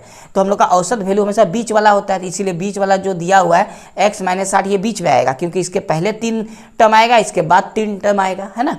तो ये औसत के बराबर है, बाकी बैठा के सॉल्व करेंगे तो आंसर आ जाएगा, ठीक है। चलिए हम लोग नेक्स्ट क्वेश्चन को सॉल्व करते हैं। क्वेश्चन नंबर हम लोग का 29 बनेगा। 29 में दिया है 8 द पावर, तो 8 का पावर कितना दिया है, 4x प्लस 3 इक्वल टू 64 का पावर कितना दिया हुआ है, 3x प्लस 1। आपसे x का वैल्यू पूछा है, ठीक है। तो देखिए यहाँ पर जो बेस में 8 है ना, और ये 64 को 8 लिखना है, तो 8 का पावर तो 4x प्लस 3 रहेगा। इस 64 को लिख सकते हैं 8 का स्क्वायर, क्या लिख सकते हैं, 8 का स्क्वायर। तो 8 का जो स्क्वायर जाएगा ये दोनों से गुना हो जाएगा, यानी 3 दूनी 6 और 2। अब 8 चूंकि बेस इक्वल है तो हम लोग इसीलिए पावर भी इक्वल लिख सकते हैं, इसीलिए 4x प्लस 3 ये पावर और इसका पावर इक्वल हो जाएगा। ये इक्वल कब होता है, जब बेस ये दोनों इक्वल हो तब। x का वैल्यू निकालेंगे, 4x से 6x को माइनस करेंगे तो आएगा 2x, ठीक है, और 3 से 2 को माइनस करेंगे तो आएगा कितना, 1, ठीक है। देखिए प्लस माइनस में कन्फ्यूजन नहीं होना है, 6x अगर इधर आएगा तो माइनस 2x होगा, 3 उधर जाएगा तो माइनस 3 होगा, तो हम लोग माइनस करेंगे तो माइनस माइनस कट जाएगा, ठीक है। अब चूंकि x का वैल्यू निकल गया 1/2, ये x का वैल्यू निकल गया। क्वेश्चन नंबर 29 में जो ऑप्शन दिया हुआ है ना, डी नंबर, ये ऑप्शन डी में दिया हुआ है, ठीक है। क्वेश्चन नंबर 30, ये सिंपल कैलकुलेशन है। क्वेश्चन नंबर 30 में देखिए अच्छा क्वेश्चन है ये, बोला x में x का 20% जोड़ना x को निम्नलिखित में किससे गुणा करने के बराबर है। तो हम लोग पहले x लिखते हैं, x में जोड़ना किसको है, x का मतलब गुना 20%, तो परसेंट का मतलब नीचे 100 प्रतिशत जो दिया है, ठीक है। इसको हम लोग सॉल्व करते हैं तो 100 इससे गुना होगा, हो जाएगा 100x प्लस यहाँ पर है 20x और बटे में कितना है 100। चलिए तो 100x और 20x आएगा कितना 120x बटे में कितना है 100, ठीक है। अब देखिए चूंकि हम लोग जब 120 को 100 से भागा करेंगे तो आएगा 1.20x, ठीक है। चूंकि 2 जीरो है तो पीछे तरफ से इकाई तरफ से 1 2 संख्या के बाद पॉइंट बैठा सकते हैं, ये भी बनता है। अब बताइए x के साथ ये गुना में कितना नंबर आपको दिख रहा है 1.20, तो आपका जो ऑप्शन नंबर सी है ना ये आंसर हो जाएगा, ऑप्शन नंबर सी 1.20 x के साथ गुना में जितना है वो आंसर हो गया। बस इस तरह आपको बना लेना है। क्वेश्चन नंबर हम लोग का 30 कंप्लीट है, ठीक है। अब देखिए जो क्वेश्चन नंबर 31 है ना, ये द्विघातीय बहुपद वाला जो चैप्टर था उससे दिया गया है, यानी द्विघातीय समीकरण वाला जो चैप्टर है, ठीक है। तो क्वेश्चन नंबर 31 को देखिए किस तरह आपको सॉल्व करना है। इसमें बोलता है वह द्विघातीय बहुपद जिसके शून्यंकों का योग दिया है, शून्यंकों का योग को क्या बोलते हैं alpha plus beta. Alpha plus beta बराबर कितना है 1/4। अल्फा प्लस बीटा का फॉर्मूला होता है -b/a, तो इक्वल टू 1/4।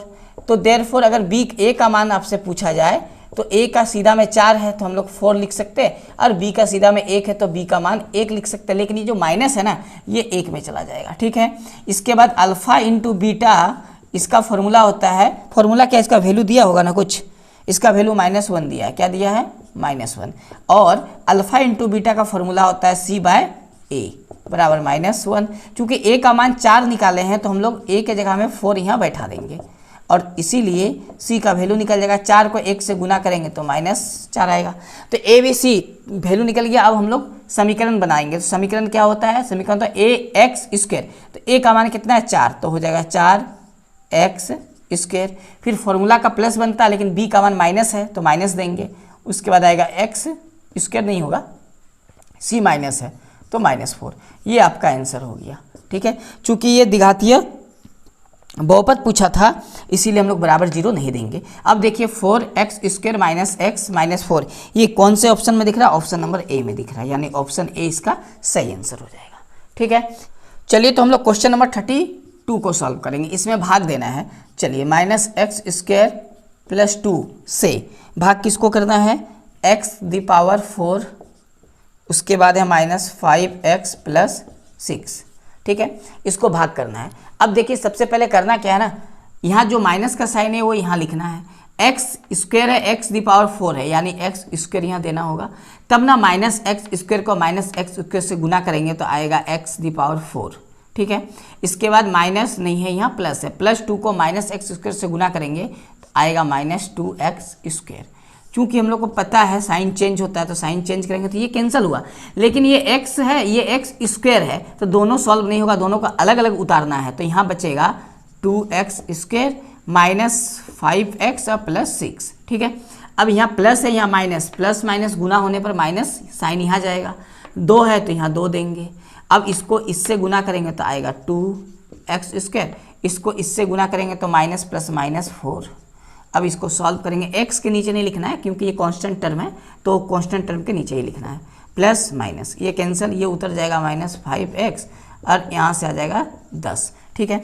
ये तो आ गया। अब ये हम लोग का भागफल और शेषफल निकला, लेकिन क्वेश्चन में केवल आपसे क्या पूछा था, भागफल पूछा था ये वाला, तो हम लोग का भागफल आ जाएगा -x² - 2, ये आंसर हो गया, ठीक है। ये ऑप्शन किस में दिख रहा, ऑप्शन नंबर बी में दिख रहा, ठीक है। आपसे क्या पूछा था भागफल, हो सकता है आपसे शेषफल पूछे तो शेषफल हो जाएगा -5x + 10, ठीक है। हो सकता है आपसे दोनों पूछे, भागफल भी शेषफल भी, जो आपसे पूछेगा आंसर आपके सामने आप बना लीजिएगा, ठीक है। चलिए क्वेश्चन नंबर 32 कंप्लीट है। इसके बाद क्वेश्चन नंबर देखते हैं हम लोग 33 को। क्वेश्चन नंबर 33 देखिए, क्वेश्चन नंबर 33 में क्या लिखा है कि एक आयतकार बगीचे की परिधि का आधार 36 मीटर है, यानी परिधि दिया है आयत का, और चौड़ाई से लंबाई 4 मीटर अधिक है, बगीचे का आयाम है, यानी बगीचे का लंबाई चौड़ाई निकालना है। तो सबसे पहले हम लोग L लंबाई को बोलते हैं और B चौड़ाई को बोलते हैं। चूंकि क्वेश्चन में बोला है कि जो लंबाई है चौड़ाई से 4 मीटर अधिक है, अगर चौड़ाई को x माना जाए तो लंबाई x + 4 आ जाएगा, सब किस में आ जाएगा मीटर में, ठीक है। ये किस में आ जाएगा मीटर में, ठीक है। अब इसमें बोला आधार, यानी इसका जो आधार है, आधा लिखा है, परिधि का आधा, ठीक है। क्या बोला, एक आयताकार बगीचे की परिधि का आधा दिया हुआ है 36 मीटर, परिधि का आधा। ठीक है, तो अब देखिए परिधि का जो फॉर्मूला होता है इसका आयत का, तो आयत का परिधि का फॉर्मूला 2 गुना L जोड़ B। ठीक है, ये फॉर्मूला है। लेकिन परिधि का आधा कितना दिया है 36, तो परिधि का आधा निकालने के लिए आपको ये 2 को हटाना पड़ेगा। ये परिधि का आधा है, यानी कितना दिया है 36 मीटर। ठीक है, चूंकि परिधि का फॉर्मूला होता है 2 गुना लंबाई जो चौड़ाई, लेकिन ये परिधि का आधा मान दिया है तो 2 हटा देंगे तो आधा बन गया। L का मान बैठाएंगे x + 4, अब B का मान आ जाएगा x बराबर 36। सॉल्व करते हैं इसको, x 2x, 4 को 36 से घटाएंगे तो 32 आएगा, और 2 से इसको काटेंगे 16 बार में, तो x बराबर कितना आ गया 16। ठीक है, x कितना आ गया 16, तो x क्या था चौड़ाई, यानी चौड़ाई आ गया 16 और लंबाई x + 4 है, यानी लंबाई 20 आ जाएगा। तो हम लोग का आंसर आ जाएगा L बराबर 20 मीटर, और चौड़ाई को B बोलते हैं, ये आ जाएगा 16 मीटर। ठीक है, और ये ऑप्शन नंबर B में दिया हुआ है, L फॉर लंबाई, B फॉर चौड़ाई, आंसर हो गया। ठीक है, क्वेश्चन नंबर 34 देखिए, इसमें लिखा है ना कि 2x + 3y बराबर 11, और दूसरा इक्वेशन दिया हुआ 2x - 4y बराबर -24। इसको सॉल्व करेंगे, ये प्लस होगा, ये प्लस, ये माइनस, ये कैंसिल, इसको जोड़ने पर आएगा 7y, और इसको जोड़ने पर आएगा 35। तो y का मान कितना आ गया 5, क्योंकि 7 के पारा में 35 कट जाएगा 5 बार में। ठीक है, y बराबर 5 आया, y के मान हम लोग समीकरण 1 में बैठाएंगे तो x का मान निकलेगा। देखिए y का मान यहाँ बैठाते हैं, तो 5 दिया 15, अब 15 इससे घटाएंगे तो -4 आएगा, 2 से कटेगा तो -2। x y का वैल्यू निकल गया। चूंकि आपको वैल्यू निकालना एक्चुअली में m का है, तो दिया है जो कि y बराबर mx + 3। ठीक है, इससे m का वैल्यू निकालना है, तो y का मान बैठाएंगे 5 बराबर m गुना x का मान बैठाएंगे -2 + 3। अब 3 को इधर ले आएंगे तो हो जाएगा -3, और इसको m से गुना करेंगे तो -2m, इसको घटाएंगे तो आएगा 2। अब 2 को -2 से काटेंगे तो -1 आंसर आएगा। ठीक है, यानी m का वैल्यू निकल गया -1, जो ऑप्शन नंबर C में दिया हुआ है। यानी 34 नंबर जो क्वेश्चन है उसका सही आंसर क्या हो जाएगा, ऑप्शन नंबर C -1। ठीक है, क्वेश्चन नंबर 35 देखिए, क्वेश्चन नंबर 35 में लिखा हुआ है एक भिन्न 1/3 हो जाता है जब अंश में से 1 घटाया जाता है। तो मान लेते हैं अंश और हर जो है वो x/y है, यानी अंश x है और हर y है। अब इसी में वो बोला है कि 1/3 कब होता है, जब अंश में यानी ऊपर वाला में 1 घटाते हैं तो 1/3 होता है। इसको सॉल्व करते हैं, 3 को गुना करेंगे तो 3x - 3 बराबर y को 1 से गुना करेंगे तो y आएगा। तो एक इक्वेशन इससे निकल के आएगा 3x - y बराबर 3। इक्वेशन फर्स्ट करते हैं। ठीक है, और अब पढ़िए, इसके बाद लिखा हुआ है 1/4 हो जाता है जब हर में 8 जोड़ दिया जाता है, यानी अंश को छोड़ेंगे, हर y है इसमें 8 जोड़ेंगे तो 1/4 हो जाता है। ठीक है, तो हमको भिन्न पूछा है क्या, यानी x/y क्या है।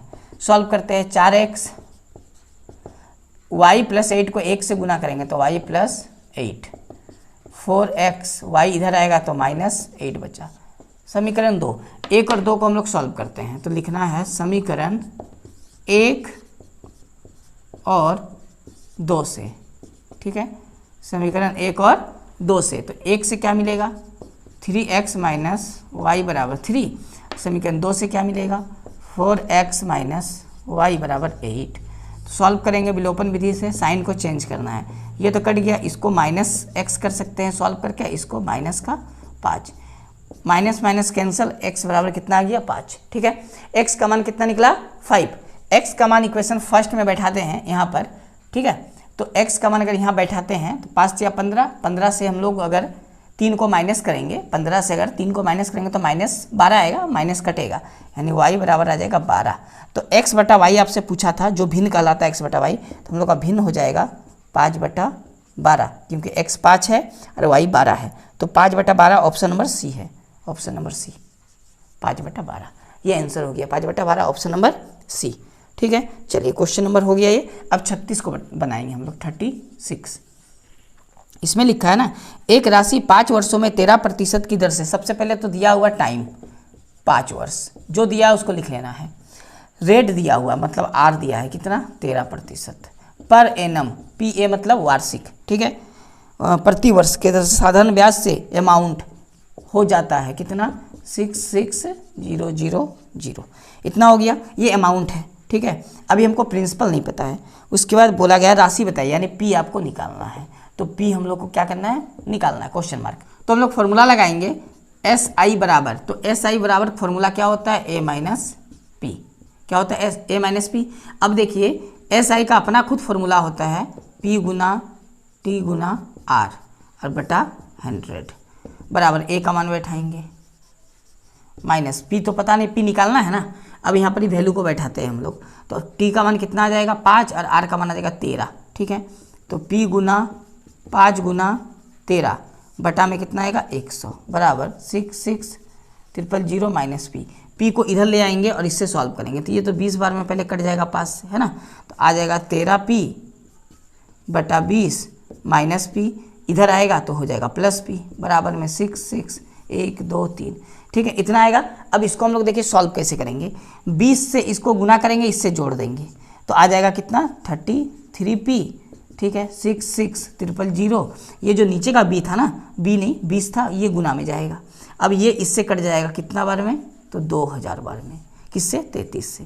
तो पी का मान आ जाएगा गुना करके 4 1 2 3 4 40000, ये आंसर है 40000। यही मूलधन आपसे जो पूछा है, राशि को ही मूलधन बोलते हैं, पी बोलते हैं। ठीक है, तो अब देखिए क्वेश्चन नंबर 36 का ऑप्शन होगा सी नंबर 40000। ठीक है, चलिए इसको नोट करिए, इसके बाद हम लोग अगला क्वेश्चन को बनाएंगे। क्वेश्चन नंबर हम लोग 37 को सॉल्व करेंगे। देखिए इसमें लिखा एक समद्विबाहु त्रिभुज का क्षेत्रफल, एक समद्विबाहु त्रिभुज पहले बना लेते हैं। समद्विबाहु त्रिभुज ये हो गया, ठीक है, ये समद्विबाहु त्रिभुज जिसमें ये भुजा और ये भुजा हम बराबर मान के चलते हैं। A B C, A B और ए सी बराबर है। समद्विबाहु त्रिभुज में दो भुजा बराबर होता है। उसके बाद लिखा है आधार 8 है, ये पूरा 8 सेंटीमीटर है बी से सी तक। ठीक है, और बोला है इसमें समान भुजाओं में से 5 सेमी है, यानी समान भुजा जो है ये 5-5 सेमी का, ये भी 5 है, ये भी 5-5 सेमी करके। ठीक है, अब देखिए इसमें आपसे पूछा है ना कि इसका क्षेत्रफल क्या होगा। ठीक है, तो हम लोग को पता है कि अगर समद्विबाहु त्रिभुज है तो जो आधार है इसका जो लंब होता है एकदम बीचों बीच होता है। लंब क्या होता है, एकदम बीचों बीच, हम डी नाम देते हैं। यानी ये वाला वैल्यू हो जाएगा 4 सेमी और ये भी 4 सेमी होगा। ठीक है, तो अब देखिए हमको ये ऊंचाई निकाल सकते हैं, एडी हम लोग निकाल सकते हैं। तो एडी कैसे निकलेगा, देखिए एडी यानी ऊंचाई निकालने का फॉर्मूला क्या है, तो ए बी डी जो है ये एक समकोण त्रिभुज है। समकोण त्रिभुज में एडी लंब है और बी डी आधार है, ए सी कर्ण है। तो लंब निकालने का फॉर्मूला होता है कर्ण स्क्वायर घटाव आधार स्क्वायर, यानी 5 का स्क्वायर और घटाव 4 का स्क्वायर अंडर रूट में होगा। ठीक है, 5 का स्क्वायर 25, 4 का स्क्वायर 16, दोनों को माइनस करेंगे तो कितना आएगा 9 और 9 का वर्गमूल निकलेगा 3, यानी ये निकल गया ऊंचाई इसका 3। हम लोग एडी को ऊंचाई मान सकते हैं। ठीक है, और ये पूरा क्या है, आधार है। आधार का मतलब बी होता है बेस। अब एरिया निकालना है आपको, तो हम लोग एरिया निकाल सकते हैं किसका, ट्राइंगल ए बी सी का। तो ए बी सी का एरिया निकालने का फॉर्मूला होता है 1/2 आधार गुना ऊंचाई। तो आधार यहाँ बी सी का काम करेगा, ऊंचाई यहाँ ए डी का काम करेगा। ठीक है, तो 1/2 बी सी 8 है और ए डी निकाले हम लोग 3, ये कट जाएगा 4 बार में, 2 के पहाड़ा में 4 तिया 12। ठीक है, तो 12 आ गया। अब सेंटीमीटर में तो सेंटीमीटर स्क्वायर लिखा मिलेगा या आपको मिल जाएगा स्क्वायर सेंटीमीटर। देखिए 12 स्क्वायर सेंटीमीटर को ही बोलते हैं। ये स्क्वायर जो यहाँ लिखा ना एस क्यू माने स्क्वायर, यहाँ स्क्वायर पावर में भी दे सकता, तब इसको नहीं लिखना होगा, लेकिन आंसर का फॉर्म इसी में है। चलिए तो 37 नंबर हम लोग बना लिए। इसके बाद हम लोग बनाएंगे क्वेश्चन नंबर 38 को। देखिए 38 नंबर, इसमें लिखा है लंबाई 7 सेमी चौड़ाई 4 सेमी वाले एक आयतकार तार को एक वृत्त बनाने के लिए मोड़ा जाता है, तो वृत्त का क्षेत्रफल ज्ञात कीजिए। ये जो आयतकार तार का जो बना हुआ है ना, देखिए समझते हैं एक बार, ये आयतकार है। ठीक है, इसका कुछ अपना लंबाई और चौड़ाई है। ठीक है, तो इसका लंबाई देखिए दिया होगा, तो इसका लंबाई कितना दिया होगा क्वेश्चन में 7 सेंटीमीटर, और इसका चौड़ाई भी दिया होगा, चौड़ाई कितना दिया 4 सेंटीमीटर। ठीक है, इसी तार को एक सर्कल बनाया जाता है ऐसे करके, एक सर्कल का फॉर्म। अब बताइए सर्कल का त्रिज्या तो होना चाहिए ना कुछ, ये ओरिजिन ओ है, सर्कल का त्रिज्या को आर बोलते हैं। चूंकि इसका जो परिमाप है और इसका परिमाप आपस में बराबर होगा, तो इसीलिए जो सर्कल है यानी वृत्त है, वृत्त का परिमाप होता है 2 पाई आर, और इसका परिमाप किसके बराबर मिलेगा आपको, आयत के परिमाप का। आयत का परिमाप होता है 2 गुना लंबाई जोड़ चौड़ाई। ठीक है, क्योंकि इसी तार को खोल के ये राउंड बनाया है। ठीक है, तो दोनों का तार का लंबाई तो सेम होगा, और तार की लंबाई ही परिमाप कहलाता है। 2 का ये 2 कैंसिल हो गया पहले, पाई का मान 22/7 और आर तो बचेगा गुना में, एल कितना है 7 और बी कितना है 4, जोड़ेंगे तो कितना है 11। तो आर का मान आपको निकल जाएगा 11 गुना 7 और बटा में 22, ये 22 आया, 11 दूनी 22 यानी 7/2 सेंटीमीटर। ये तो त्रिज्या निकल गया। चूंकि आपसे पूछा है वृत्त का क्षेत्रफल बताइए, अब क्षेत्रफल बताने के लिए आपको त्रिज्या चाहिए होगा, तो त्रिज्या हम लोग निकाल लिए। अब लिखना है आपको वृत्त का क्षेत्रफल, इसीलिए वृत्त का क्षेत्रफल, ठीक है। वृत्त का क्षेत्रफल क्या होता है, पाई आर स्क्वायर, 22/7, आर का मान हम लोग लिखेंगे 7/2, स्क्वायर है तो 2 बार लिख सकते हैं, 7 से 7 कैंसिल हुआ, 2 से काटेंगे 11 बार में, 11 7 77/2 सेंटीमीटर स्क्वायर। क्षेत्रफल हमेशा स्क्वायर में आता है, ठीक है। अब देखिए आपको ऑप्शन ना पॉइंट के फॉर्म में दिया हुआ है ना, तो इसका हम लोग डिवाइड करेंगे तो पॉइंट के फॉर्म में आएगा, तो डिवाइड कर लेते हैं, 2 3 6, 2 8 16, 2 5 10, यानी आंसर आ गया 38.5 सेंटीमीटर स्क्वायर। ऑप्शन कौन सा है, अब देखिए सेंटीमीटर स्क्वायर ऐसे भी लिखा जाता है या आप ऐसे भी लिख सकते हैं, जैसा आपको ऑप्शन में दिख रहा है SQ सेंटीमीटर, ठीक है। ऑप्शन ए इसका सही आंसर है, क्वेश्चन नंबर 38 का, ठीक है। चलिए अब देखिए क्वेश्चन नंबर हम लोग बनाएंगे 39 को। 39 में लिखा है टावर के आधार से 45 मीटर दूर भूमि पर एक बिंदु से टावर के शीर्ष का उन्नयन कोण 60 डिग्री है, ठीक है। ये ऊंचाई दूरी वाला चैप्टर है, आपको हम हाइट एंड डिस्टेंस पढ़ाए हैं ना, उससे आप मिलाइएगा, क्वेश्चन मिल जाएगा, ठीक है। तो देखिए ये हम लोग का बन गया एक ऊंचाई और यहाँ से 45 मीटर के दूरी पर है, और उन्नयन कोण जो नीचे से ऊपर की ओर बन रहा, तो उन्नयन कोण 60 डिग्री का है, ये वाला कोण 60। मान लेते हैं AB टावर की ऊंचाई है, ये समकोण होगा, ये BC उससे दूरी है, तो आपसे टावर की ऊंचाई यानी AB ही पूछा है। अब हम लोग ले लेंगे क्या इसमें, तो हम लोग AB जिसका वैल्यू निकालना हो और जिसका वैल्यू दिया है आधार का, यानी लंब बटा आधार बराबर, लंब बटा आधार किसका होता है 10 का, थीटा की जगह में 60 डिग्री। AB को छोड़ देंगे, AB हाइट है, BC का वैल्यू है 45 और इसका वैल्यू आ जाएगा √3 इम्प्लाइज, तो AB का मान कितना आ जाएगा, 45 को गुना करेंगे तो आएगा 45√3 मीटर, ये आंसर है, ठीक है। ये क्या आ गया, आपका आंसर आ गया। चलिए तो क्वेश्चन नंबर 39 का ऑप्शन नंबर बी हो जाएगा 45√3 मीटर, ठीक है, 45√3 मीटर, ये आंसर हो गया। इतना तक हो गया। चलिए इसको आप नोट करिए, इसके बाद हम लोग क्वेश्चन को सॉल्व करेंगे। क्वेश्चन नंबर हम लोग 40 को सॉल्व करेंगे। देखिए क्वेश्चन नंबर 40 में क्या लिखा है ना, 2 व्यक्तियों की आयु का अनुपात दिया, 2 व्यक्ति है, उनके उम्र जो हो रहा है उनका अनुपात दिया है, क्या दिया है 5 और 7, ठीक है। तो मान लेते हैं 2 व्यक्तियों का जो उम्र का अनुपात है, एक का मान लेते हैं 5 वर्ष है तो x मान लेते हैं, दूसरा का 7x मान लेते हैं, ठीक है। तो 2 व्यक्तियों की वर्तमान आयु हम लोग क्या माने हैं 5x और 7x, 18 साल हम लोग पीछे जाएंगे, यानी 5x - 18 और 7x - 18, तो अनुपात कितना आ जाएगा 8/13, ठीक है। चलिए इसको सॉल्व करते हैं, x का वैल्यू निकालते हैं। 13 को 5x और 18 दोनों से गुना करेंगे, तो 13 को जब 5 से गुना करेंगे तो आएगा 65x, ठीक है। 13 को 18 से हम लोग गुना कर लेते हैं पहले एक बार, तो आ जाएगा 8 × 24, हाथ में 2, 5, 8 और 1, 5 8 5 13 यानी 234, ठीक है, बराबर। इसी प्रकार 7x और 18 को भी 8 से गुना करना है, तो 8 × 7 तो 56x आएगा, लेकिन 18 को जब 8 से गुना करेंगे तब कितना आएगा, तो 8 × 8 64 का 4, हाथ में 6, 8 और 6 14, 144, ठीक है।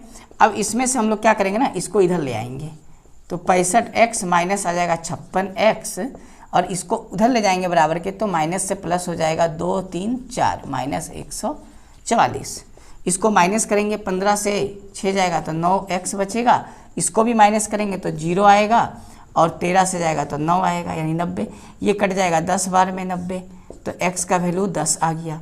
इसीलिए x का जगह में x का वैल्यू बैठाएंगे तो 5x है और 7x है, तो आ जाएगा 50 और 70, यानी 50 वर्ष आ जाएगा एक का वैल्यू, और दूसरा का वैल्यू कितना आ जाएगा 70 वर्ष। 10 से हम लोग क्या करें गुना, क्योंकि हम लोग माने हैं 5x और 7x, तो x का वैल्यू 10 है, तो 10 से यहाँ गुना करेंगे 5 को 50, इससे भी करेंगे 7 से, तो आ जाएगा 70। ऑप्शन किस में है, ऑप्शन ए में दिया हुआ है आंसर, ठीक है। आपको इस तरह सॉल्व करना है। चलिए क्वेश्चन नंबर हम लोग बनाएंगे 41 को। इसमें लिखा है प्रथम 12 प्राकृतिक संख्याओं का मध्य क्या है, ठीक है। मध्य कैसे निकलता है अभी समझ में आएगा। पहले हम लोग को ना प्रथम 12 प्राकृतिक संख्या लिखना है, 1 2 3 डॉट डॉट डॉट कहाँ तक जाएगा, 12 तक। तो लगातार प्राकृतिक संख्या का योग यानी जोड़, पहले जोड़ निकालना है। तो लगातार प्राकृतिक संख्या का जोड़ होता है, उसका फॉर्मूला होता है n+1/2। n क्या है, टोटल नंबर। टोटल नंबर कितना है, 12। ठीक, यहाँ 12 बैठाएंगे, 12 जोड़ 1 कितना होता है, 13। बटा में कितना है, 2। 2 से इसको काटेंगे 6 बार में, तो आया कितना, 6 × 13। ये हम लोग का क्या है ना, ये हम लोग का सम है। यानी 1 से लेकर 12 तक का संख्या को जब जोड़ेंगे ना, तो ये गुना करके भी आएगा, गुना नहीं किए हैं, इतना आएगा। चूंकि मध्य पूछा है, ठीक है, मध्य ने आपसे पूछा है, हाँ, तो माध्य निकालने का फॉर्मूला होता है सभी संख्याओं का योग जो आएगा 6 × 13 और बटा टोटल संख्या कितना है, 12, तो 12 से डिवाइड करना है। इसको काटेंगे 2 बार में, तो 13/2 ये आंसर होगा। लेकिन इसको जब भागा देंगे हम लोग तो 6.5 आएगा। यानी 6.5 हम लोग का क्या निकल गया, माध्य निकल गया। लगातार 1 से 12 तक के प्राकृतिक संख्याओं का मध्य है 6.5। ठीक है, चलिए क्वेश्चन नंबर 42। क्वेश्चन नंबर 42 में लिखा है y x से 7 वर्ष बड़ा है। ठीक है, y बड़ा है किससे, x से, यानी y - x कितना आ जाएगा, 7, क्योंकि 7 वर्ष ही बड़ा है। अब बोला 15 वर्ष पूर्व x की आयु। 15 वर्ष पूर्व का मतलब क्या हो गया ना, 15 साल हम लोग पीछे चले जाएंगे x में भी, अब 15 साल पीछे चले जाएंगे हम लोग y में भी। ठीक है, तो बोला 15 वर्ष पूर्व x की आयु y की आयु की 3/4 गुनी थी। इसका ये 3/4 है, तो बराबर करने के लिए हम लोग इसको 3/4 से गुना करेंगे। ठीक है, अब सॉल्व करते हैं। तो 4 से तो ये दोनों गुना होगा, हो जाएगा 4x - 60, और 3 से y गुना होगा 3y, और 15 गुना होगा 45 आएगा।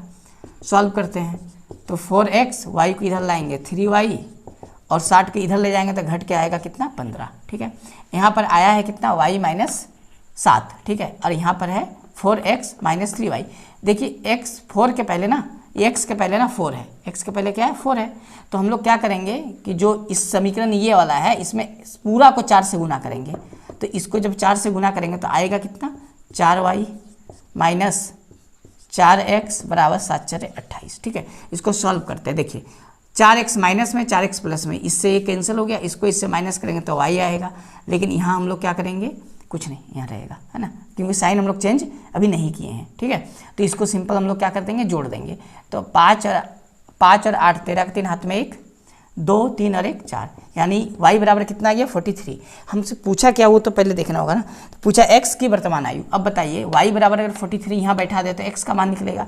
तो इसीलिए x बराबर, देखिए यहाँ बैठाइए और इससे घटा दीजिए, तो घटाने पर आएगा कितना, तो आएगा 36। कितना आएगा, 36, यानी 36 वर्ष।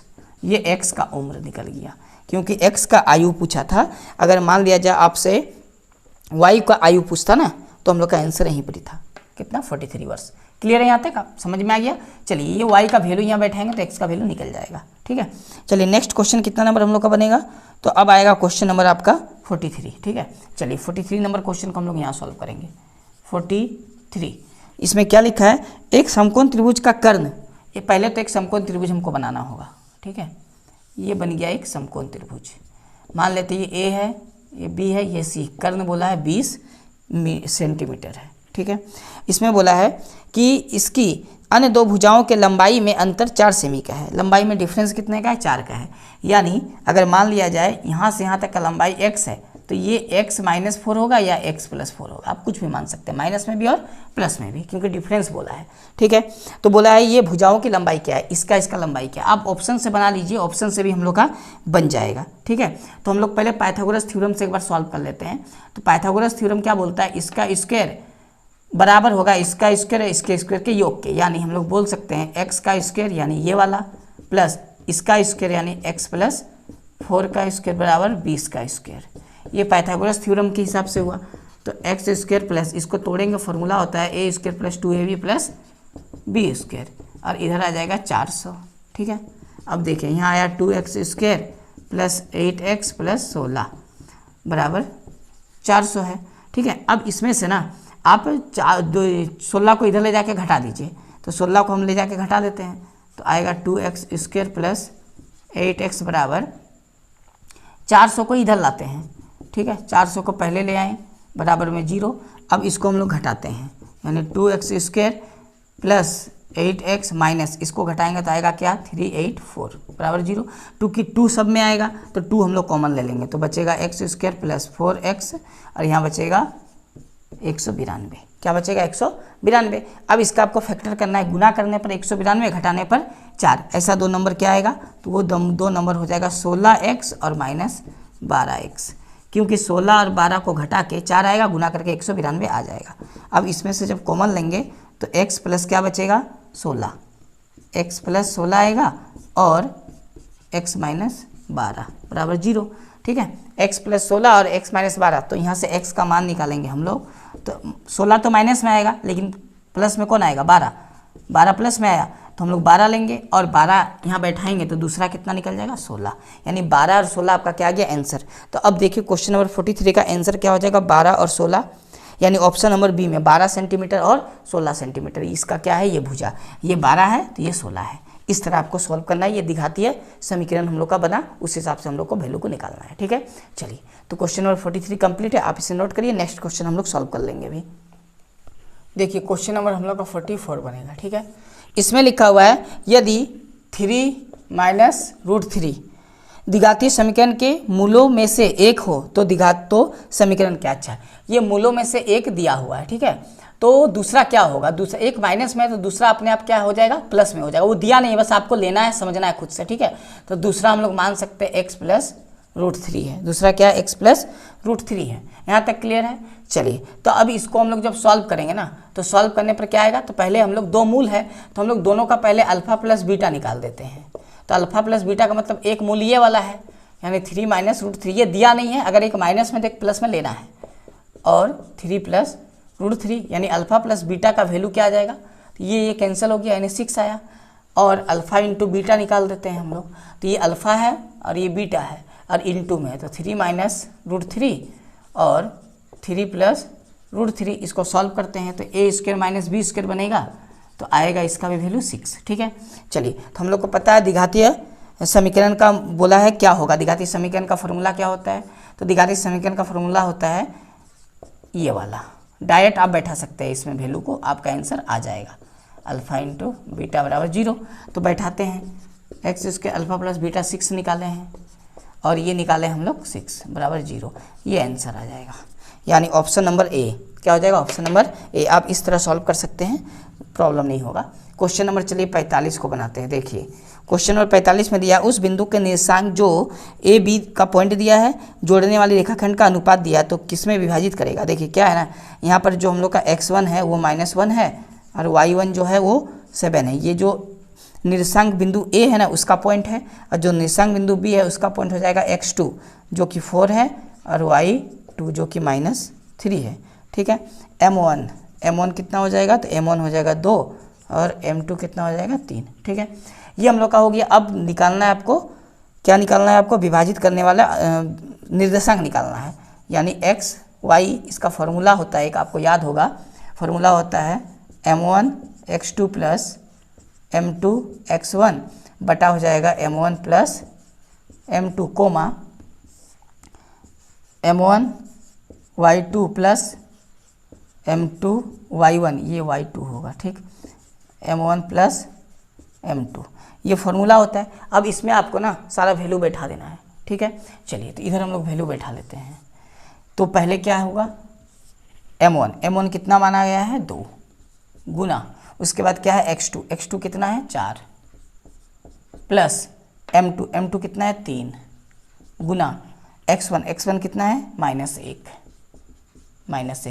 m1 2 m2 3, m1 plus m2 है। इसी तरह इधर बैठाना है, तो इधर दिया हुआ है m1 यानी 2, उसके बाद है y2 कितना है -3, तो हम लोग लिखेंगे -3 प्लस m2 कितना है 3, y1 कितना है y1 7, तो नीचे आ जाएगा 2 + 3, वैल्यू बैठा ली। अब सॉल्व करते हैं, 4 दूनी 8, 3 एकम 3 बटा में 5, -6 और प्लस 7 या 21/5, घटाएंगे तो 5/5, इसको सॉल्व कर लेते हैं। सॉल्व करके आएगा कितना, तो 14 6 यानी 15 आ जाएगा घटा के, है ना, 15/5। अब काटेंगे तो 5 से 5 एक बार में, 5 से काटेंगे 3 बार में, 1,3, ये आपका आंसर हो गया 1,3, ठीक है। तो देखिए आपको ऑप्शन मिल रहा है ना 45 में 1,3, ऑप्शन नंबर बी में है, ठीक है, ऑप्शन नंबर बी। इसके बाद हम लोग क्वेश्चन नंबर 46 को बनाएंगे। आपको जो त्रिकोणमिति चैप्टर पढ़ाया था ना, ये क्वेश्चन उसमें भी था। देखिए sine 48 degree into cos 42 degree plus cos 48 degree, उसके बाद लिखा हुआ है साइन 42 डिग्री। ठीक है, और हम आपको बताए थे इसमें कि अगर ये डिग्री का जोड़ के 90 डिग्री दिखेगा तो ये पूरा का मान 1 होता है। एक तो वो तरीका है, नहीं तो एक और फार्मूला होता है ना, sine 90 minus theta equal to cos theta. ठीक है, तो हम लोग इसको तोड़ के लिख सकते हैं। इसे साइन 48 है तो इसका फार्मूला हो जाएगा कोस 90 माइनस थीटा। थीटा का काम क्या कर रहा है? 48। देखिए कोस 90 माइनस थीटा ही तो साइन थीटा होता है। अगर इसको हम लोग तोड़ दिए तो हमको इसको कुछ नहीं करना है, इसको छोड़ देना है 42। ठीक है, इसी प्रकार इसका पहले वाला को जब चेंज करेंगे तो इसका भी पहले वाला को ही चेंज करना है। यानी इस कोस 48 को लिखा जा सकता है साइन 90 माइनस थीटा यानी 48। ठीक है, और ये साइन को छोड़ देना है। ठीक है, एक ही आने वाला है आंसर। अब देखिए ये कोस तो छोड़ दिए, अब 90 से 48 को घटाएंगे तो आएगा 42 डिग्री, और यहाँ पहले से कोस 42 degree plus sign 90 minus theta यहाँ लिखा गया है तो साइन छोड़ दिए, 90 से 48 को घटाएंगे तो कितना आएगा? 42। अब पहले से है साइन 42 डिग्री। ठीक है, अब चूंकि यहाँ कोस 2 बार आया है, डिग्री सेम है 42 तो इसको लिख सकते हैं कोस स्क्वायर 42 डिग्री, इसको लिख सकते हैं साइन स्क्वायर 42 डिग्री। चूंकि ये थीटा का जगह में है तो थीटा इक्वल है, यानी फॉर्मूला बन गया कोस square theta plus sign square theta क्या होता है? 1 होता है। ये आंसर हो गया है ना। इसीलिए आप जोड़ के अगर कभी भी आपको 90 आ जाए ना तो सीधा आप आंसर 1 करके आइएगा, इतना बड़ा सॉल्व करने का आपको जरूरत नहीं पड़ेगा। ठीक है, चलिए तो हम लोग का 46 नंबर कंप्लीट हो गया। इसके बाद हम लोग क्वेश्चन नंबर 47 को बनाएंगे। आप इतना नोट करिए पहले। क्वेश्चन नंबर 47 पढ़िए। क्वेश्चन नंबर 47 में क्या लिखा है? 2 वर्गों के क्षेत्रफल का योग। इस बार 2 वर्ग है और दोनों का जो एरिया है ना उसको जोड़ने पर आता है कितना? 468 सेंटीमीटर स्क्वायर। यदि उनके परिमापों का अंतर 24 है तो 2 वर्गों की भुजा की लंबाई क्या होगी? ठीक है, देखिए 2 वर्गों के क्षेत्रफल का योग दिया। मान लेते हैं 2 वर्ग है, पहला वर्ग का भुजा x है तो x स्क्वायर, और दूसरे वर्ग की भुजा y है तो y स्क्वायर। दोनों को वर्गों को जोड़ेंगे तो कितना आएगा? 2 वर्गों के क्षेत्रफल का एरिया ही होता है ना, क्षेत्रफल का जो होता है वर्ग का वो भुजा स्क्वायर होता है 468। ठीक है, इसके बाद लिखा है उसके परिमापों का अंतर। परिमाप क्या होता है? 4x और 4y परिमापों का अंतर है। ठीक है, कितना? 24। इसमें आपको समझना है कि x y से हम लोग बड़ा माने हैं। x का जो वैल्यू है ना y से क्या है? बड़ा है। ठीक है, चलिए यहाँ से 4 कॉमन लेंगे तो कटेगा x माइनस वाई। 4 कॉमन लेंगे तो 24 को काटेगा 6 बार में ना, ये तो बन गया यहाँ तक। ठीक है, चलिए अब देखिए हम लोग को पूछा है ना x और y का अलग अलग क्या वैल्यू। ठीक है, 2-3 तरीका है बनाने का x y का। हम लोग ना इस क्वेश्चन को ऑप्शन हिट से बना सकते हैं। देखिए कैसे? ए नंबर में कितना दिया? 18 और 12, दोनों का अंतर x मान लेते हैं 18 y मान लेते हैं 12 है, दोनों को घटा के 6 आएगा, लेकिन स्क्वायर करके ये आना चाहिए। तो हम लोग स्क्वायर करके चेक कर ले रहे आ रहा है कि नहीं। तो 18 का स्क्वायर कितना हो जाएगा? 324 प्लस 12 का स्क्वायर 144। कर क्या रहे हैं हम? मान लेते हैं ये x है ये y है, दोनों का अंतर 6 और स्क्वायर करके जोड़ के ये आना चाहिए। तो हम लोग का ऑप्शन हो जाएगा ये सही। तो जोड़ के देखते हैं 4 4 8, 4 2 6, 3 और 1 4। बताइए इतना आया कि नहीं?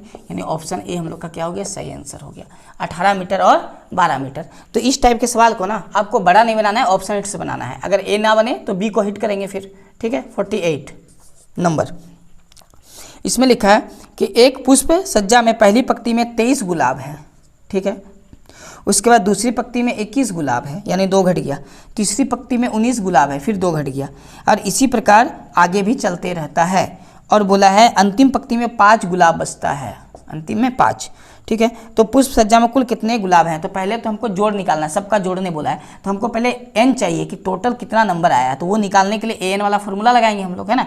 ये लास्ट टर्म आपको दिया है यानी an का फॉर्मूला वाला, या an को ही l बोला जाता है तो हम l भी लिख सकते हैं यहाँ, जैसे l बराबर 5 है। अब इसी का फॉर्मूला होता है a plus n minus 1d बराबर 5।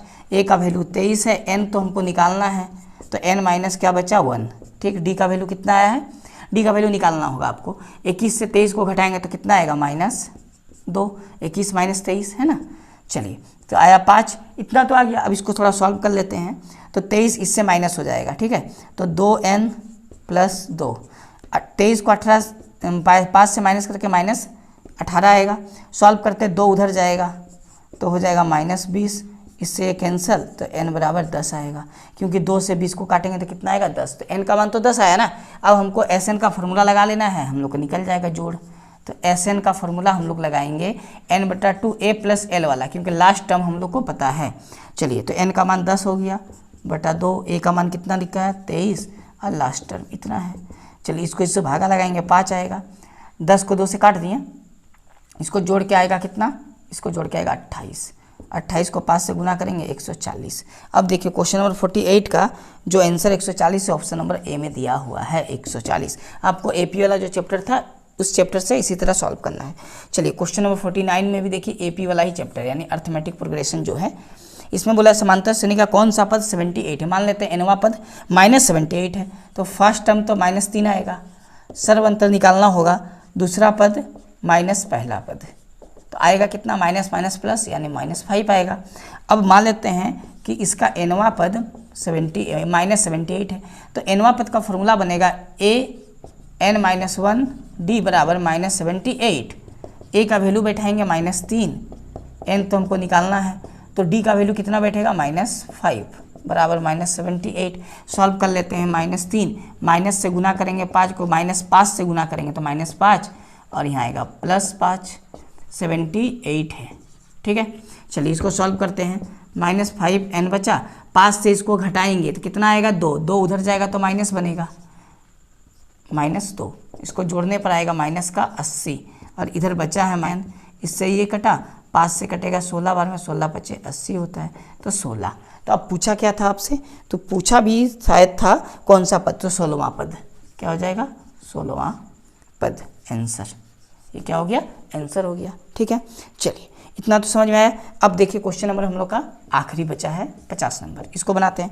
इसमें बोला यदि ग्राफ x धुरी को 2 बिंदुओं में परिच्छेद करता है तो द्विघातीय बहुपद में शून्यकों की संख्या क्या। देखिए ये क्या बोला है ना, आप क्लास 10 में इस तरह का ग्राफ वाला पढ़े होंगे चैप्टर नंबर 2 में। ठीक है, ये ओरिजिन होता था, ये x अक्ष, ये x डैश होता था, ये y है, ये y डैश होता था, और ग्राफ ऐसे काट रहा। ठीक है, ग्राफ ऐसे काटता था, तो ये कितना बार काटा 1 2 3, तो आंसर 3 होगा। लेकिन आपका जो क्वेश्चन है ना, उस क्वेश्चन में बोला है ग्राफ कितना बार काटता है 2 बार, तो हम लोग का ग्राफ 2 बार कटवाना है। कितना बार 2 बार। ठीक है, जैसे मान लिया जाए ऐसे काट रहा 2 बार। ठीक है, कैसे भी आप कटवाइए 2 बार, किसको x को, केवल किसको काटना चाहिए x को, ये x है। ठीक है, px वाला को जिसको हम लोग x धुरी बोला गया है, तो जितना बार ग्राफ को काटेगा आपका आंसर उतना ही आएगा। तो बताइए कितना बार ग्राफ को काट रहा है 2 बार, तो 2 आंसर आएगा, यानी ऑप्शन नंबर ए 2। ठीक है, तो 50 का क्या हो जाएगा आंसर, ए हो जाएगा 2। क्लियर है यहाँ तक। चलिए तो देखिए हम लोग का क्वेश्चन पूरा 50 कंप्लीट हो गया। आपका जो पॉलिटेक्निक का जो एग्जाम होने वाला है ना, उसके लिए ये प्रीवियस ईयर का क्वेश्चन बहुत इंपॉर्टेंट है। आप प्रीवियस ईयर क्वेश्चन को बना के जाइएगा, आपको एक आइडिया हो जाएगा कि क्वेश्चन किस टाइप से पूछा जाएगा। क्वेश्चन का लेवल ज़्यादा टफ नहीं है, आपका बिल्कुल लेवल को रखा गया है क्लास 9-10 के लेवल में। मतलब बहुत इजी क्वेश्चन आपसे पूछा गया है, बस प्रैक्टिस आपको करते रहना है।